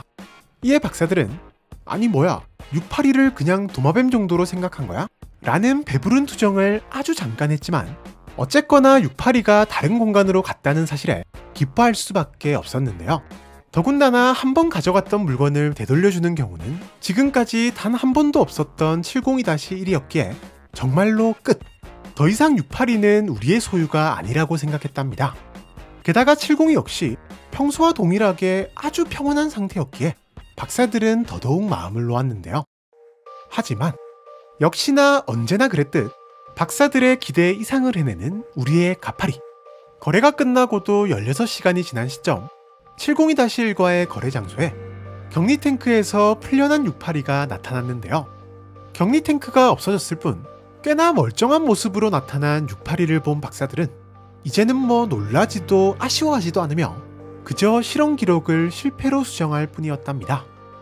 이후 박사들은 702-1을 소환해 무슨 일이 있었는지 캐물었지만 702-1은 철저하게 입을 다물었는데요. 심지어 기브앤테이크를 그렇게 철저하게 주장하던 702-1은 자신이 준 앵무새를 돌려달라는 말도 하지 않았답니다. 다만 이러한 702-1의 반응과 돌아온 682의 몸에 다양한 물건들의 잔해가 있었던 것으로 미루어 보아 아마도 우리의 682가 꽃병 속에서도 한바탕 깽판을 친 것이 아닌가 추측할 뿐이었는데요. 이렇듯 실험은 또 실패로 돌아갔지만 박사들은 이번 실험만큼은 상당히 흥미로워했답니다. 물론 지금까지도 자신만의 기준으로 교환을 해왔긴 하지만 그래도 최대한 비슷한 가치의 물건을 준다고 생각했던 702-1이 682의 가치를 어떻게 판단했길래 앵무새 한 마리를 준 것인지 어쩌면 이것이 682의 진짜 정체와도 관련이 있을 수 있다고 판단. 현재 분석을 진행 중인데요. 여담으로 682와의 교환품으로 받은 앵무새는 현재 큐 박사가 반려동물로 키우고 있다고 하네요. 사진이나 영상 등 자신의 얼굴을 본 존재라면 세계 어디에 있든 찾아내 응징하는 존재 SCP-096 부끄럼쟁이. 도대체 어떻게 알아내는지는 알 수 없지만 096은 자신의 얼굴을 본 사람을 끝까지 추격하며 한 번 추적 본능이 발동된 096은 아무리 길을 막고 공격을 하고 움직임을 봉쇄해도 목격자가 제거되기 전까지는 그 어떤 방법으로도 절대 멈출 수 없는데요.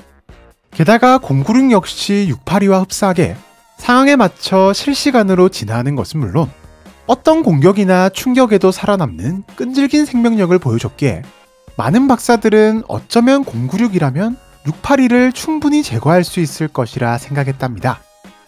또한 사실 096도 682 못지않게 위험한 존재였기에 096이 682를 제거하든 반대로 682가 096을 제거하든 그것도 아니면 격렬히 싸우다 둘 다 쓰러지든 뭐든 개이득이라는 행복 회로를 열심히 돌리며 실험에 돌입했는데요. 096을 가둬놓은 격리 탱크를 682의 격리실에 던져놓음으로써 본격적인 실험이 시작되었고 박사들은 너무나도 생소한 광경에 충격을 금치 못했답니다. 평소 096의 특성과 682의 더러운 성격을 생각해보면 서로 얼굴을 마주치자마자 격렬히 투닥거릴 것이 당연했지만 서로 얼굴을 마주친 096과 682는 최선을 다해 비명을 지르기 시작했는데요. 전혀 예상치 못한 상황에 오히려 당황한 박사들은 둘을 조금 더 지켜보기로 했지만 두 녀석은 무려 하루 동안이나 아무런 움직임 없이 소리만 질러댔답니다. 지금까지 자신의 얼굴을 본 존재를 그렇게나 격렬히 추적하던 096의 특성상 이는 도저히 이해할 수 없는 상황이었는데요. 자신의 얼굴을 본 존재가 바로 눈앞에 있는 상황에서, 그것도 계속 얼굴을 마주보고 있는 상황에서 공격을 하지 않는다는 것은 상상도 할 수 없었기 때문. 게다가 모든 생명체를 증오하는 포악한 공격성을 보이던 682가 이렇게나 겁먹은 모습 역시 도저히 이해할 수 없었답니다. 평소라면 소리를 지르는 096에게 시끄럽다며 이미 선빵을 쳐 제압한 다음 박사들에게 이상한 짓 좀 그만하라며 욕을 하고도 남았을 것이 분명했기 때문인데요. 하지만 두 녀석은 마치 서로가 서로에게 치명적이라는 것을 알기라도 하듯 소리만 질러댔고, 박사들은 왠지 모를 배신감까지 느껴졌답니다. 그런데 타이머가 정확히 27시간이 되던 순간, 길고 길었던 둘의 불협화음이 갑자기 멈췄으니 즉시 박사들은 음파 탐지 영상을 이용해 격리실 내부를 확인했고 놀라운 광경을 목격했는데요.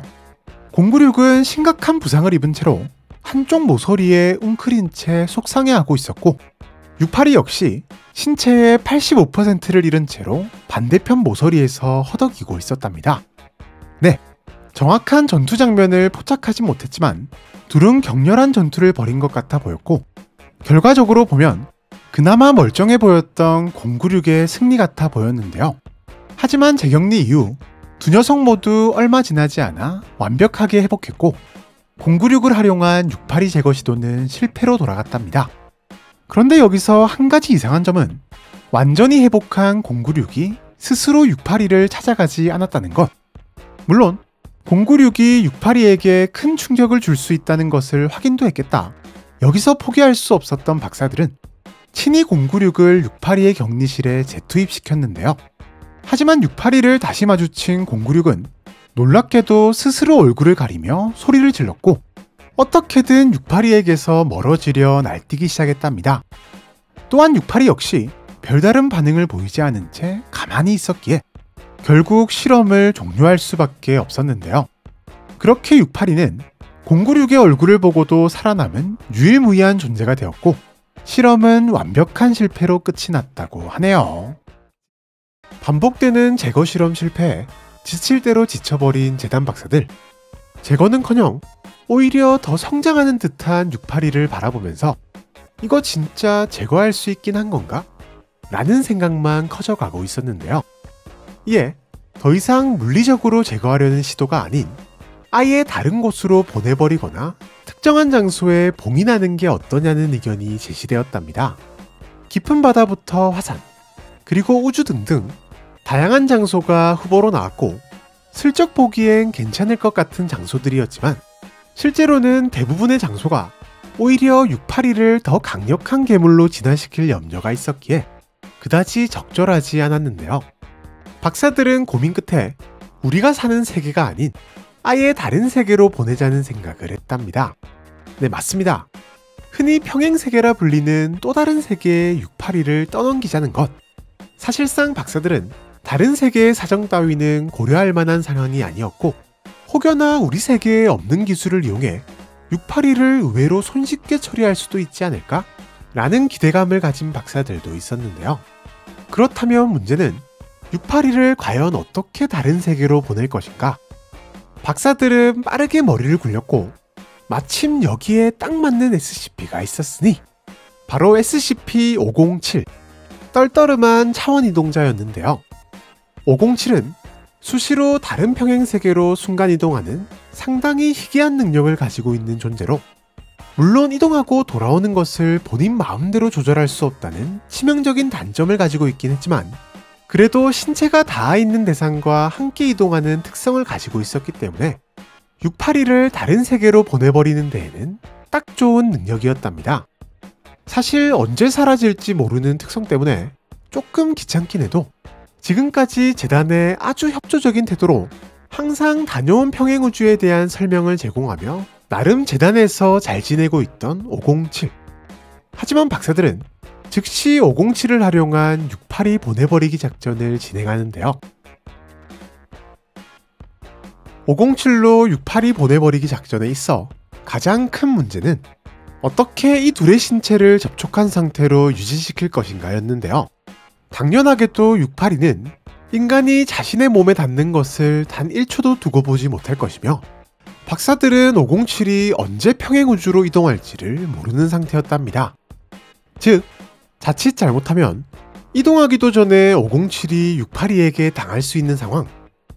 다만 507이 한번 다른 세계로 다녀온 후 대략 2주 정도가 지나면 다시 이동한다는 데이터를 적극 활용하기 위해 박사들은 507이 다른 우주로 다녀온 지 2주가 지난 시점에 실험을 시작했고, 때마침 682도 탈출을 시도하다 기특부에 의해 신체가 훼손되면서 의식을 잃은 채로 신체를 서서히 회복 중에 있었답니다.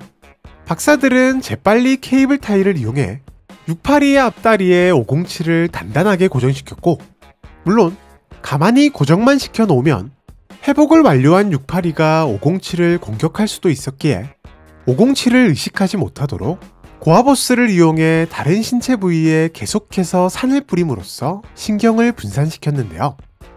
하지만 시간이 지나도 507의 능력은 발동되지 않았고, 682가 회복을 하면 할수록 박사들은 괜히 507만 잃을까 마음을 졸이며 기다렸답니다. 그런데 실험이 시작되고 정확히 7시간 52분이 지난 시점, 507의 변칙성이 발현되었고 둘은 그대로 사라져버렸는데요. 네, 말끔하게 사라진 507과 682.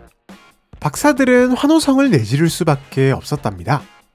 물론 평행우주로 이동한 682가 507의 존재를 알아챈다면 별다른 방어 능력이 없는 507이 제거될 수도 있는 데다, 또 682로 인해 그쪽 우주에 무슨 일이 생길지 이제서야 다소 미안한 마음이 드는 박사들도 있었지만, 그토록 수많은 노력에도 제거할 수 없었던 682를 아주 보내버렸다는 생각에 기뻐하지 않을 수 없었는데요.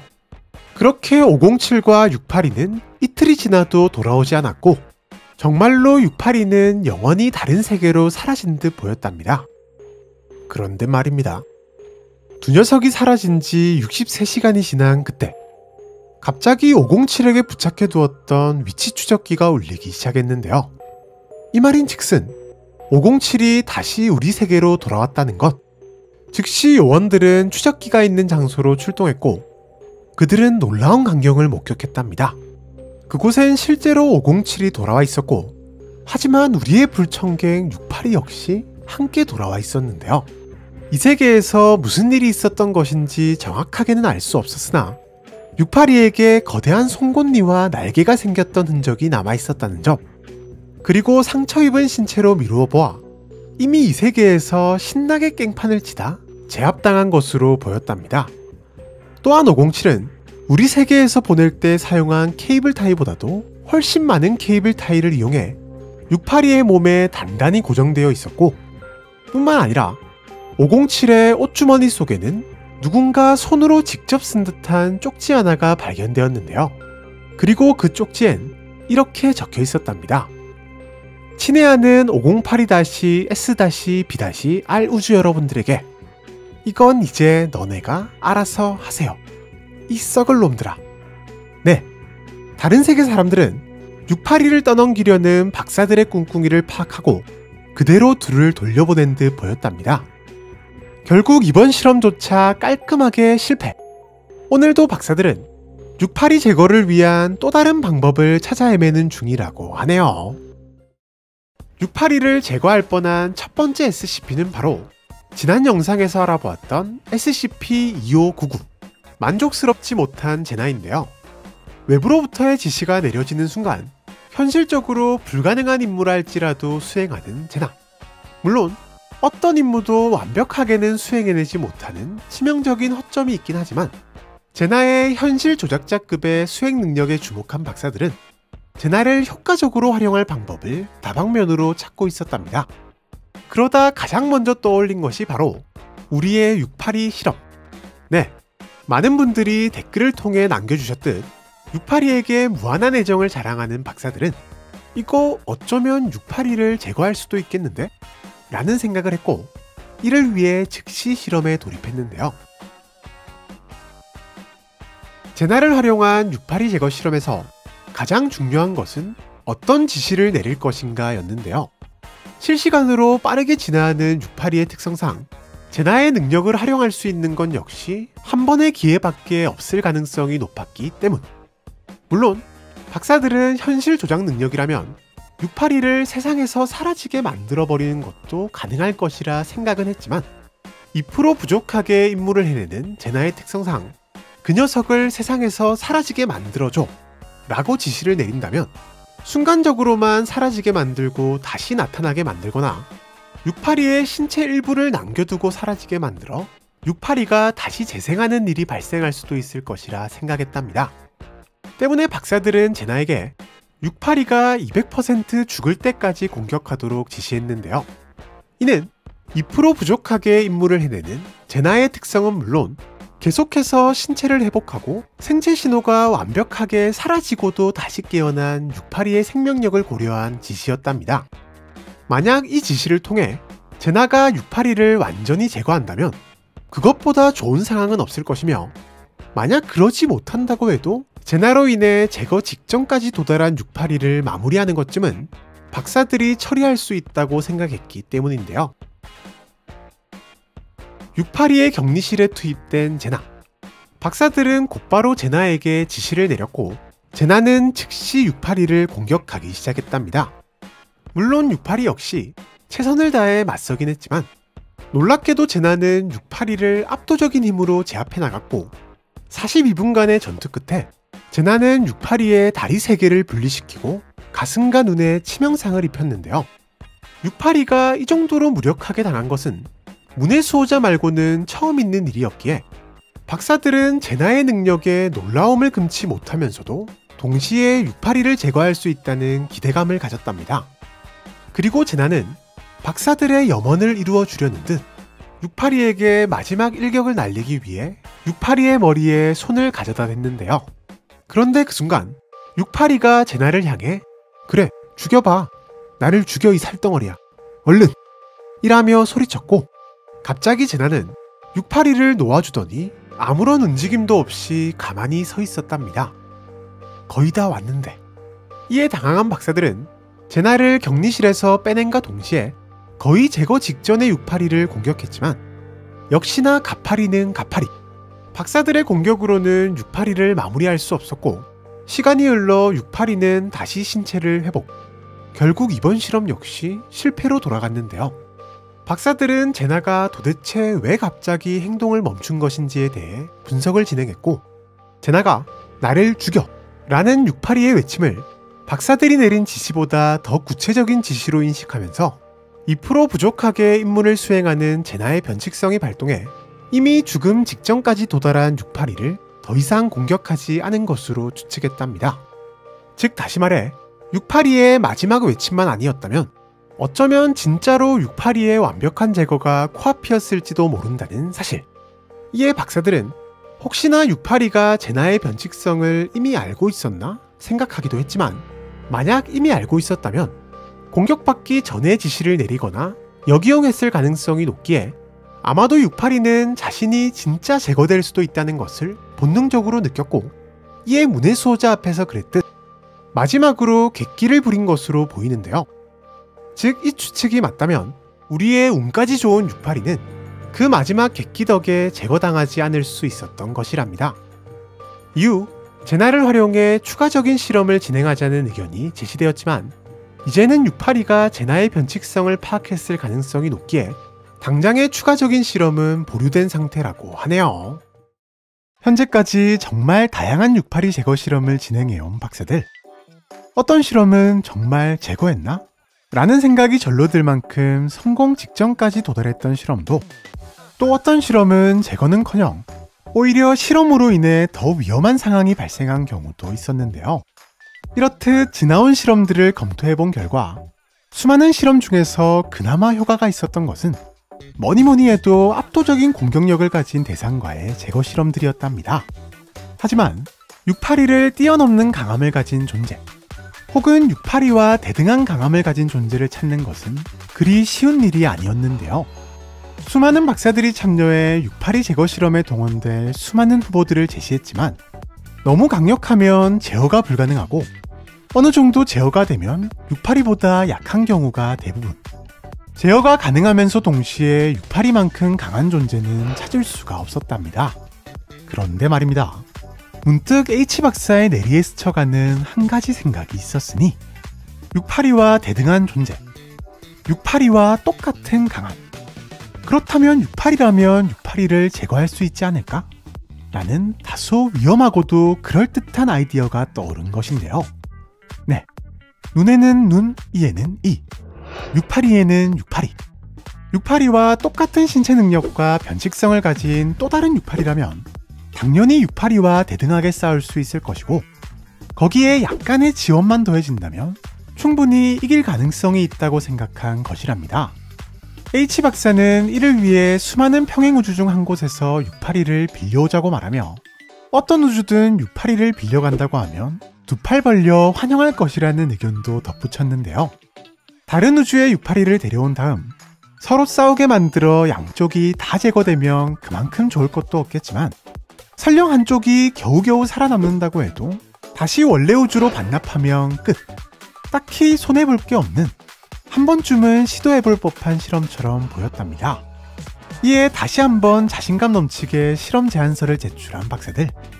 하지만 오5는 지난번 무모한 실험 때보다도 훨씬 격렬한 반응을 보이며 단호하게 실험을 거부했는데요. 물론 오5도 아무 이유 없이 거부한 것은 아니었습니다. 사실 오5도 또 다른 682라면 682를 상대할 수 있다는 것 자체는 동의했는데요. 다만 다른 우주의 682를 우리 우주의 재단까지 안전하게 데려올 적절한 방법도 문제고, 설사 무사히 데려온다고 하더라도 682 두 녀석이 동시에 싸우며 날뛰면 재단이 감당 못할 정도의 주변 피해가 생길 수도 있었기 때문이랍니다. 게다가 이 모든 문제가 해결된다고 해도 가장 큰 문제가 남아있었으니, 만약 682가 그냥 무자비하기만 한 괴물이라면 모르겠지만 682는 상당한 지능을 가진 괴물로 필요에 따라서는 다른 SCP와 협력하려는 모습도 보여왔는데요. 즉, 682가 서로 물어뜯고 싸운다는 보장이 없다는 것. 아니, 오히려 682라면 자신과 똑같은 존재가 눈앞에 있는 걸 보면 아주 잠시 당황은 하겠지만 순식간에 상황 파악을 끝내고 서로 협력할 가능성이 더 높아 보였답니다. 그리고 정말 682들이 협력해 쌍파리 상태로 재단을 공격하기라도 한다면 한 마리를 막는데도 큰 피해를 겪고 있는 현재 재단의 전력으로는 지금껏 단 한 번도 상대한 적 없는 최악의 듀오, 쌍파리를 막기가 쉽지 않아 보였는데요. 아니, 어쩌면 못 막아낼 가능성도 있어 보였답니다. 이렇다 보니 오5는 박사들의 제안에 대해 682 두 마리가 협력하는 것은 생각도 하기 싫다며 실험을 거절했다고 하네요. 682를 제거하기 위해 수많은 실험을 진행했던 박사들. 박사들은 반복되는 실험들을 통해 682를 제거하기 위해서는 682를 뛰어넘는 강함을 가진 존재가 필요하다고 생각했는데요. 하지만 682를 무력으로 찍어 누를 수 있는 존재는 거의 찾을 수가 없었고, 결국 SCP 두 개체를 조합하기에 이르렀으니, 네, 많은 분들이 댓글에 남겨주신 최강의 조합 중 하나, 무려 땅콩이와 부끄럼쟁이의 합체인데요. 얼굴을 보지 않으면 공격하는 땅콩이와 얼굴을 보면 공격하는 부끄럼쟁이. 볼 수도, 그렇다고 보지 않을 수도 없는, 상대하는 입장에서는 최악의 조합이라고 해도 과언이 아닐 정도랍니다. 박사들 역시 아무리 모든 상황에 적응하는 가팔이라 할지라도 173과 096 두 SCP를 동시에 상대하는 것은 쉽지 않을 것으로 판단. 173의 몸에 096의 얼굴 사진을 부착한 상태로 682에게 보낼 것을 제안했는데요. 과거 실험을 통해 682가 어떻게든 173과의 전투를 피하려고 한 것을 확인한 데다 096 역시 682와 어느 정도 비등하게 싸울 만한 전투력을 가진 것이 확인되었다 보니 173의 몸에 096의 사진을 부착함으로써 682가 173과의 전투를 피할 수 없게 만들고, 이를 통해 173과 096이 682를 동시에 공격하게 만든다면 분명 682를 이길만 하다고 생각했기 때문인데요. 이에 자신감 넘치게 실험 제안서를 제출한 박사들. 하지만 안타깝게도 돌아온 답변은 확고한 거절이었답니다. 사실 오5가 이 실험을 거절한 데는 다 그럴 만한 이유가 있는데요. 재단에게 있어 682를 제거하는 것은 꽤나 중요한 일이 맞습니다. 인간에 대한 이유를 알 수 없는 증오심, 강력한 회복 능력과 적응 능력, 그리고 계력 등의 변칙적인 능력을 이용한 잦은 탈출 시도 등 대단히 격리하고 보호하기엔 너무나도 위험하기만 할 뿐이라 격리할 이유가 딱히 없는 제거 1순위 존재이기 때문인데요. 하지만 이런 682보다도 훨씬 위험한 것이 바로 096의 사진을 부착한 173이라는 사실. 이게 무슨 말인고 하니, 현재 682는 격리를 하려고만 한다면 어느 정도의 피해가 발생할 뿐 순간적으로 제압하고 격리하는 것에는 큰 문제가 없답니다. 그러나 096의 사진을 부착한 173을 제압하고 격리할 방법은 현재 사실상 없다고 봐도 무방하기 때문인데요. 게다가 만약 096의 사진을 붙인 173이 682와 싸우는 과정에서 격리실 밖으로 나가는 상황이 발생하기라도 한다면, 그리고 만에 하나 사람들이 많은 곳으로 이동하기라도 한다면 096의 특성으로 인해 재단조차 수습이 불가능한 끔찍한 참사가 발생할 수 있기 때문인데요. 다시 말해, 시선을 떼는 순간 빠른 속도로 목을 뽀각해버리지만 시선을 떼지만 않는다면 그저 땅콩을 닮은 조각상일 뿐인 173의 약점과 자신의 얼굴을 본 대상을 제거할 때까지 추적하지만 얼굴을 보지만 않으면 그저 얌전한 부끄럼쟁이일 뿐인 096의 유일한 약점이 서로서로 보완되어 사상 최악의 SCP가 탄생하는 것. 이렇다 보니 옵5는 박사들의 제안에 대해 볼 수 없는 173은 절대 상상도 하기 싫다고 말하며 실험을 단호하게 거절했다고 하네요. 사실 박사들이 682 제거 실험에 204-1을 투입시킨 데는 다 그럴만한 이유가 있었는데요.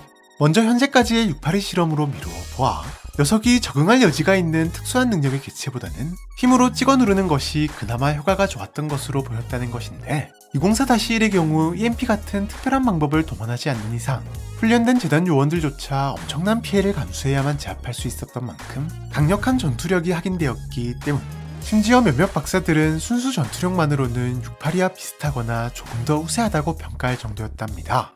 게다가 숙주의 상상력에 따라 얼마든지 다양한 모습과 전투력을 가진다는 특성은 682의 적응 능력에도 대응할 수 있는 효과적인 수단이 될 것이며, 여기에 고기를 섭취해 회복하는 능력까지 더해진다면 682를 제압 후 녀석의 신체를 섭취함으로써 전투 지속성 면에서도 밀리지 않을 것이라 판단한 것인데요. 박사들은 옵5의 허가 후 즉시 본격적인 실험을 계획한답니다. 박사들이 가장 먼저 준비한 것은 다시이에게 들려줄 이야기였는데요. 어린 나이를 가진 다시이의 특성상 사람이 아닌 682를 보면 아예 싸울 의지를 상실하거나 방어만 실컷 해댈 가능성이 있었기 때문에 682는 보통의 방법으로는 제거할 수 없는 특별한 존재이며, 그렇기에 특별한 재능을 가진 전사, 바로 너만이 물리칠 수 있다며 소개했답니다. 이에 다시이는 즉시 관심을 보였고 뭐든 데려오기만 하라며 자신감 넘치는 모습을 보였는데요. 이후 특별히 다시이의 안전과 보다 성공적인 실험을 위해 진정제를 잔뜩 주입한 상태의 682가 격리실에 투입되며 본격적인 실험이 시작되었으니 과연 어떤 결과가 나올까요? 진정제 탓인지 정신을 못 차리고 있는 682. 그런데 저 멀리서 682의 정신을 번쩍 들게 만드는 소리가 들렸으니 다름 아닌 고래고래 소리를 지르며 킹받는 말들을 시전 중인 다시이였답니다. 다시이는 특유의 어그로로 682의 관심을 한몸에 받았고, 녀석은 진정제 효과도 무시한 채 엄청난 소리를 지르며 다시이에게 달려들기 시작했는데요. 그대로 682가 다시이를 들이받기 직전, 다시이는 거대 도끼와 방패를 든 기사로 변신해 682 앞을 막아섰고, 두 녀석은 그대로 엄청난 계급을 내며 충돌했답니다. 네, 진짜 전설 속 괴물 682와 녀석을 물리치려는 용사가 싸우는 것 같은 가슴이 웅장해지는 전투가 시작되었는데요. 한참을 힘겨루기를 하던 두 녀석, 먼저 그 균형을 깬 것은 다름 아닌 다시일이었습니다. 녀석이 도끼를 이용해 682의 팔다리 일부를 제거하는 데 성공한 것. 하지만 이에 682도 지지 않고 맞대응하기 시작했고, 그렇게 두 녀석의 난타전이 시작되었답니다. 무려 10여 분 동안 이어진 두 녀석의 난타전. 어느샌가 두 녀석 모두 만신창이가 되어버렸고, 다시일도 엄청난 피해 탓에 꼼짝도 못하는 듯 보였지만 682 역시 완전히 무력화된 상태였는데요. 물론 아직까지 목숨을 잃은 것 같지는 않았지만 말이죠. 이에 박사들은 작전대로 다시이에게 682의 잔해를 이용해 회복할 것을 알려줬고, 빠르게 682의 잔해를 섭취하며 회복하기 시작하는 다시일. 이대로 다시일이 완전히 회복에 성공해 막타를 칠 수만 있다면 실험의 성공 가능성은 훨씬 올라가는 상황. 하지만 이 질세라 682도 남은 잔해에서부터 빠르게 신체를 회복하기 시작했고 거의 비슷한 속도로 회복했지만 결국 한 끗 차이로 682가 먼저 회복의 완료해 다시일을 공격하려 했답니다. 물론 다시일도 곧이어 회복을 완료했기에 일방적으로 당하지는 않았지만 두 녀석 모두 지친 것인지 아니면 서로의 전투력에 놀란 것인지 섣불리 공격을 하지 않은 채 대치 상태에 돌입했는데요. 예상 밖의 상황에 계속 지켜보자는 의견도 있었지만 딱 봐도 비슷해 보이는 전투력에 비슷한 회복 속도까지 박사는 쉽사리 승패가 나지 않을 것이라 판단했고 두 녀석을 오래 방치할 시 어떤 돌발 상황이 발생할지 몰랐기 때문에 즉시 두 녀석을 분리시킨 뒤 염산을 이용해 682를 진정시키며 실험은 종료되었답니다. 이후 실험을 세밀하게 분석한 박사들은 204-1이 682를 뛰어넘는 회복 속도만 가진다면 분명 성공 가능성이 높다고 판단했지만 아쉽게도 다시1의 회복력을 높일 방법도 682의 회복력을 늦출 방법도 찾을 수 없었기에 추가적인 실험은 진행되지 않았는데요. 다만 한 박사는 682가 탈출할 경우 최후의 수단으로 204를 출동시키자는 의견을 제시했는데 두 녀석이 동기어진에 가까운 싸움을 반복할 동안 제압할 시간을 벌 수 있을 것으로 보였기 때문. 물론 이 제안은 통제가 불가능한 케테르 등급의 두 개체를 붙여넣는 것은 어떤 끔찍한 일이 벌어질지 모른다며 O5에 의해 깔끔히 거부되었다고 하네요. 사실 682에게 기억 소거제를 사용하면 어떨까라는 아이디어는 우리뿐만 아니라 재단 박사들도 똑같이 떠올렸는데요. 갖가지 SCP들을 동원해 수많은 실험을 했음에도 어떻게든 적응을 해내는 것은 물론 죽음마저 초월한 듯한 모습이나 분명 사라지고도 다시 나타나는 등 마치 초월적인 존재가 녀석의 죽음을 막고 있는 건 아닐까라는 생각마저 들 정도로 워낙에 다채롭게 실패하다 보니 조금은 색다른 방향을 모색하고 있던 찰나 녀석이 가진 인간에 대한 원인을 알 수 없는 증오심을 제거할 수 있다면 최소한 지금보다는 공격성이 줄어들 것이며 잘하면 해유까지도 가능하지 않을까라고 생각한 것인데요. 게다가 마침 녀석에게도 나름 평범했던 과거 시절이 있었다는 출처불명의 소문이 돌기도 했던 터라 나름 해볼만한 실험이라고 판단, 즉시 재단 상부의 허가를 받아 실험을 추진한답니다.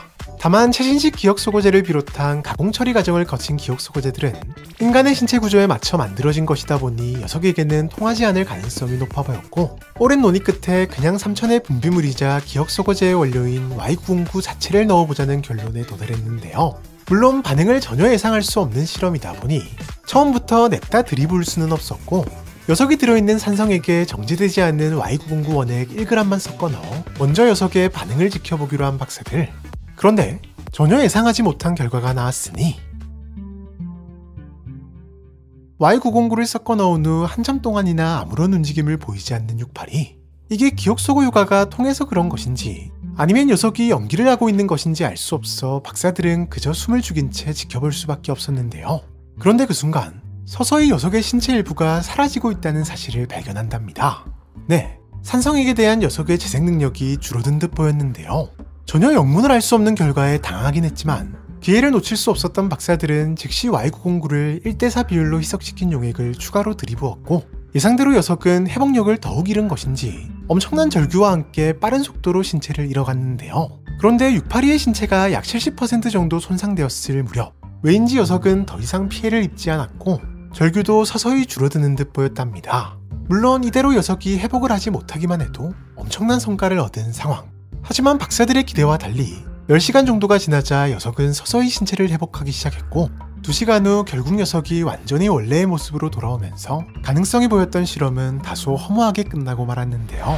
다만 의외의 결과에 긴급회의를 진행한 박사들은 실험 결과에 대해 꽤나 긍정적인 의견들을 보였는데 비록 실험 목적이었던 기억 제거와 관련된 직접적인 반응을 확인할 수는 없었지만 682의 재생 능력의 비밀을 푼 중요한 단서를 포착했기 때문 기억 제거 효과가 있는 Y909 투입 후 682의 재생 능력이 급격히 감소했다는 것은 어쩌면 녀석의 재생 능력이 신체의 원래 상태를 기억하고 되돌리려 하는 기억적인 특성이나 원리를 가지고 있을 가능성이 있다는 것. 그리고 이게 만약 맞다면 지속적으로 Y909를 682의 격리실에 투입함으로써 녀석의 재생 능력이 가진 기억적인 특성을 완전히 제거한다면 자연스레 재생 능력도 완전히 사라질 것으로 예상된다는 것이었답니다. 또한 녀석을 아예 3천에게 보내버리자는 의견도 있었는데 분비물인 Y909도 어떤 식으로든 효과가 있었으니 아무리 682라도 3천을 직접 만난다면 요원들이 그랬듯 정신이 완전히 날아갈 가능성이 있으며 거기에 3천의 공격까지 더해진다면 682를 처리할 수 있을 것으로 보였기 때문. 다만 이 제안은 O5에 의해 거부되었는데 일단 682를 3000이 있는 곳까지 안전하게 옮기는 것부터가 보통 일이 아닌데다 설사 옮기는데 성공한다 해도 682나 3000이 예상대로 반응한다는 보장이 없었기 때문인데요. 네, 오히려 강하고 치명적인 공격일수록 빠르게 적응하는 것으로 보이는 682의 특성상 만에 하나 3000의 강력한 기억 제거 능력에 적응해 반대로 3000을 제거하기라도 한다면 무한한 활용 가능성이 있는 타우미엘급 SCP를 잃는 최악의 상황이 나올 수도 있으며 3000만큼 덩치를 키운다거나 오히려 3000의 기억 제거 능력을 역이용하는 등 더 위험한 상황이 발생할 가능성도 무시할 수 없었기 때문이랍니다. 결국 현재는 Y909를 682의 격리실에 지속적으로 추가하는 것만 고려 중에 있다고 하네요. 두 물체를 완벽히 결합시키는 170의 변칙성에 높은 흥미를 보인 박사들은 170의 성분을 분석하고 현재 한정된 양의 170을 추가적으로 만들어낼 방법을 연구함과 동시에 SCP들의 격리에 활용할 방법을 고민했는데요. 물론 그 중에서도 가장 먼저 목표로 설정된 것은 우리의 682.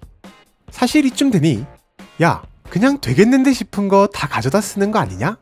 는 몇몇 요원들의 비난을 받기도 했지만 계속해서 진화해가며 꾸준히 깽판을 치는 682를 보고 있노라면 박사들은 조금의 희망만 있어도 시도하지 않을 수 없었는데요. 하지만 문제는 물리적인 타격을 주는 능력이 아닌 170을 이용해 682를 제거할 방법은 현실적으로 없으며 게다가 현재 170의 양은 상당히 한정적이라는 것 때문에 박사들은 약간 방향을 틀어 682의 제거가 아닌 682의 움직임을 완벽하게 억제하는 실험에 돌입했답니다. 박사들은 170을 어떻게 활용하는 것이 최선의 방법일지에 대해 다방면으로 고민을 거듭했는데요. 682의 등을 벽에 붙이자는 의견부터 네 발을 땅에 박아버리자는 의견 등등 다양한 의견들이 제시되었지만 조금 더 확실한 행동 억제를 위해 6개의 사슬을 이용하기로 결정했답니다. 박사들은 682가 혹시나 이미 170에 면역이 되어 있거나 예상치 못한 반응이 일어날 것을 방지하기 위해 먼저 682의 조직 샘플을 이용한 실험을 진행했는데요. 다행히 170을 바른 사슬은 682의 조직 샘플과 아무런 문제 없이 결합되었고 역시나 떼어내는 것은 불가능하다는 것까지 확인을 한 박사들은 곧바로 본 실험에 돌입했답니다. 격리실에 682 전용 수면가스를 살포해 682를 잠시 동안 재우는 데 성공한 박사들. 특수 제작된 6개의 사슬 양 끝에 170을 묻힌 다음 한쪽을 682의 4개의 다리 그리고 몸통의 양쪽과 결합시키고 다른 한쪽을 바닥과 결합시켰는데요. 얼마 지나지 않아 682는 잠에서 깨어났고 자신의 몸과 다리에 사슬이 연결된 것을 알아채고는 온갖 개성을 질러대며 과격하게 몸부림치기 시작했답니다. 보통의 사슬이었다면 682의 계력에 이미 바닥에서 뽑히고도 남았을 다소 불안해 보이는 광경. 하지만 170으로 결합된 사슬은 달랐습니다. 사슬은 682의 몸부림에도 꿈쩍도 하지 않았고 오히려 팽팽하게 고정된 사슬에 행동이 제약된 682는 점점 힘이 빠져가는 듯 보였는데요. 실제로 얼마 뒤 682는 빠져나가기를 포기한 듯 거센 몸부림을 완전히 멈췄고 박사들 역시 숨을 죽이고 가만히 682의 상태를 지켜보았답니다. 물론 이번 실험이 성공적이라 해도 앞으로 또 완벽한 제거 방법을 찾는 데는 얼마나 오랜 시간이 걸릴지 모르는 일이지만 그럼에도 적어도 그때까지 682를 안전하게 격리할 수 있다는 것은 충분히 감격스러운 일이었기 때문인데요. 하지만 682가 몸부림을 멈춘 뒤 40분이 지났을 무렵 682의 몸은 빠른 속도로 커지기 시작했답니다. 순식간에 682의 몸은 평소보다 몇 배나 커졌고 그 순간 682의 몸에 연결된 사슬들이 분리되고 말았는데요. 사슬에서 풀려난 682는 평소처럼 즉시 탈출을 시도했지만 어찌된 것인지 평소만큼의 파괴적인 힘을 보이지는 못했답니다. 또한 평소였다면 집중 포격에도 끄떡없이 한참을 날뛰었을 682가 기특부의 공격에 금세 상처를 입었고 결국 682는 대기 중이던 기특부에 의해 손쉽게 제압, 크기도 금세 원래대로 돌아왔는데요.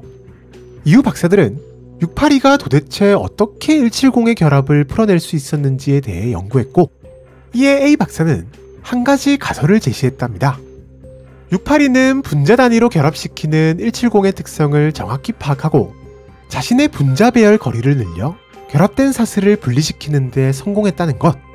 즉 쉽게 말해 보통의 물질이 고체에서 액체가 되면 분자 간의 거리가 늘어난과 동시에 부피가 커지듯 682 역시 알 수 없는 방법으로 자신의 분자 배열 상태를 변화시켰다는 것인데요. 아니 뭔 생명체가 분자 배열까지 조절한다고? 물론 약간 뇌절 같은 가설이긴 했지만 170으로 인한 결합이 풀어진 것, 덩치는 커졌음에도 682가 평소보다 힘을 못 쓴 것 등을 설명할 수 있는 최선의 가설이기도 했답니다. 또한 더군다나 대상이 각종 상식을 초월한 모습을 보여준 682였기에 박사들은 어쩌면 분자 배열을 조절하는 건 역시 가능할지도 모른다고 생각했는데요. 하지만 또 한편으로는 만약 이 가설이 정말로 맞다면 682는 도대체 170의 특성을 어떻게 파악했으며 분자 배열마저 변형하는 게 가능한 682를 더 이상 어떻게 처리해야 하는지 멘붕에 빠졌답니다. 네, 그렇게 오늘도 682의 진짜 정체와 능력의 한계에 대한 수많은 의문만 남긴 채 실험은 실패로 끝났다고 하네요. 사실 682를 어딘가로 보내려는 시도는 이번이 처음이 아닌데요. 과거 무작위로 차원을 이동하는 SCP-507을 이용해 다른 우주로 보내려고 시도한 적이 있었지만 결과는 니네 똥은 니네가 치워라는 아주 단호한 내용의 쪽지와 함께 돌아온 682였답니다. 이에 박사들은 단순히 다른 우주로 보내는 것이 아닌 빠져나올 수 없거나 강력한 존재가 있는 이 세계와 연결된 다양한 공간형 SCP들을 이용해 682를 영원히 봉인하거나 없애기로 결정하는데요. 수많은 후보들 중에서도 682의 첫 여행지로 정해진 장소는 다름 아닌 SCP-3008 이케아. 박사들은 거의 무한에 가까운 넓은 공간 속에서 계속해서 위치가 바뀌는 문을 찾지 않고서는 탈출이 불가능한 3008이라면 수백 수천 명의 사람들 중에서 고작 14명만이 탈출에 성공한 극악의 탈출률을 자랑하는 3008이라면 682를 오랜 시간 혹은 영원히 가둬버리는 것이 가능할 것이라 생각했답니다. 게다가 현재까지 확인된 바 3008은 외부에서 벽을 파괴하는 방법으로는 들어갈 수 없는 장소, 이는 아마도 내부에서 벽을 파괴해 탈출하는 것도 불가능할 확률이 높았고, 이 말인즉슨 682가 제 아무리 하늘을 날고 벽을 파괴한다 해도 탈출하는 것은 불가능하다는 것. 네, 682의 적응력과 계력으로도 어찌할 수 없는 아주 적절한 봉인 장소라고 생각한 것인데요. 또한 3008 속에는 통칭 직원이라 불리는 괴물들까지 득실득실한 터라 682가 탈출구를 찾는 데만 집중하기도 쉽지 않을 것이며, 설사 언젠가 탈출구를 찾는다고 해도 다른 우주와도 연결된 것으로 보이는 3008의 특성상 682가 제 발로 다른 우주로 갈 가능성까지 있는 충분히 해볼 만한 가치가 있는 시도처럼 보였답니다. 물론 안에 있는 사람들이 위험해진다며 반대하는 박사들도 몇몇 있긴 했지만 결론은 682의 처리가 우선 빠르게 682의 이케아 여행을 위한 준비가 진행되는데요. 박사들은 682를 안전하게 이케아로 보내주기 위해 682의 힘을 쭉 빼놓은 상태로 컨테이너에 집어넣은 다음 무선 조종이 가능한 차에 실어 그대로 이케아로 보내버렸답니다. 한동안 이케아 매장 안을 돌아다니던 682를 실은 차는 어느 순간 요원들의 시야에서 사라지더니 신호까지 사라졌는데요.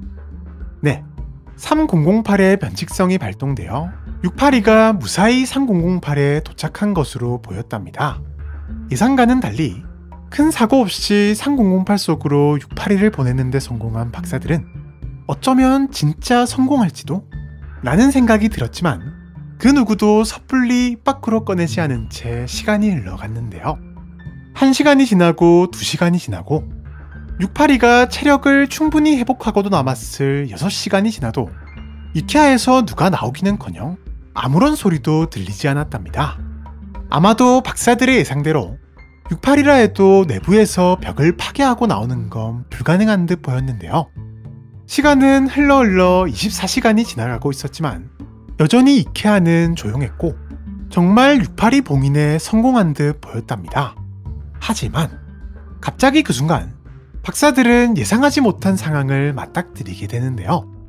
갑자기 이케아 문이 열리더니 괴물 18마리가 동시에 모습을 나타낸 것이랍니다. 지금껏 도망치는 사람을 따라 나온 적이 딱 한 번 있긴 했지만 그때도 단 한 마리였을 뿐. 이렇게 많은 수의 괴물들이 스스로 나온 경우는 단 한 번도 없었기에 모든 요원들은 비상사태라는 것을 직감하고 경계태세에 돌입하는데요. 다만 그 와중에도 682의 모습은 전혀 보이지 않았답니다. 괴물들이 682를 피해서 탈출한 것일까? 682를 보낸 것에 화가 나서 따지러 온 것일까 등등 박사들의 머리에 온갖 생각들이 스쳐 지나갈 무렵 자세히 보니 이 녀석들은 모두 커다란 판지 상자를 들고 있었고 아무런 공격도 하지 않은 채 그저 상자만 내려놓고는 그대로 이케아 안으로 들어가 버렸는데요. 정체불명의 괴물들이 놓고 간 정체불명의 상자. 박사들은 상자에 무엇이 들은 것인지 너무나도 궁금했지만 안전을 위해 당장 열어볼 수도 없는 노릇. 무엇이 나오든 즉각적인 대처가 가능한 기지로 박스들을 옮기기로 결정한답니다. 그런데 박스를 옮기는 도중 갑자기 박스들이 부서지기 시작하더니 꿈틀대는 무언가가 박스 안에서 나오기 시작했는데요. 네, 박스 안에는 다름 아닌 682가 들어있었던 거. 그것도 무려 18조각으로 나눠진 채로 말이죠. 아마도 이는 이케아 속 괴물들의 짓으로 보였지만 정신을 차린 682에게 이 정도 회복은 식은 죽 먹기. 서서히 조각들이 하나로 뭉치려 꿈틀대고 있었답니다. 다만 682도 이렇게 조각난 적은 처음인지 팔과 다리가 이상한 곳에 붙었다 떼지기를 반복했고 박사들은 이 틈을 노려 재빨리 조각들을 격리실에 넣어버렸는데요. 그렇게 682의 첫 봉인 시도는 허무하게 끝나버렸답니다. 이후 박사들은 상황 파악을 시도했지만 안에서 정확히 무슨 일이 있었는지는 알아낼 방법이 없었고 그저 이케아 속 사람들을 그렇게나 괴롭혔던 직원들조차 682의 깽판은 감당하기 어려웠던 것인지 정성스럽게 포장까지 해서 재단에게 반품 처리한 것으로 보였는데요. 결과는 다소 아쉬웠지만 박사들은 직원 괴물들이 제 발로 걸어 나온 것으로 미루어 보아 직원 괴물들은 이케아를 탈출하는 방법을 알고 있을 가능성이 높으며 위험 상황에 대처하는 어느 정도의 지능을 가지고 있거나 이들을 통솔하는 우두머리가 있을지도 모른다는 단서를 얻은 것에 나름 만족스러워했다고 하네요.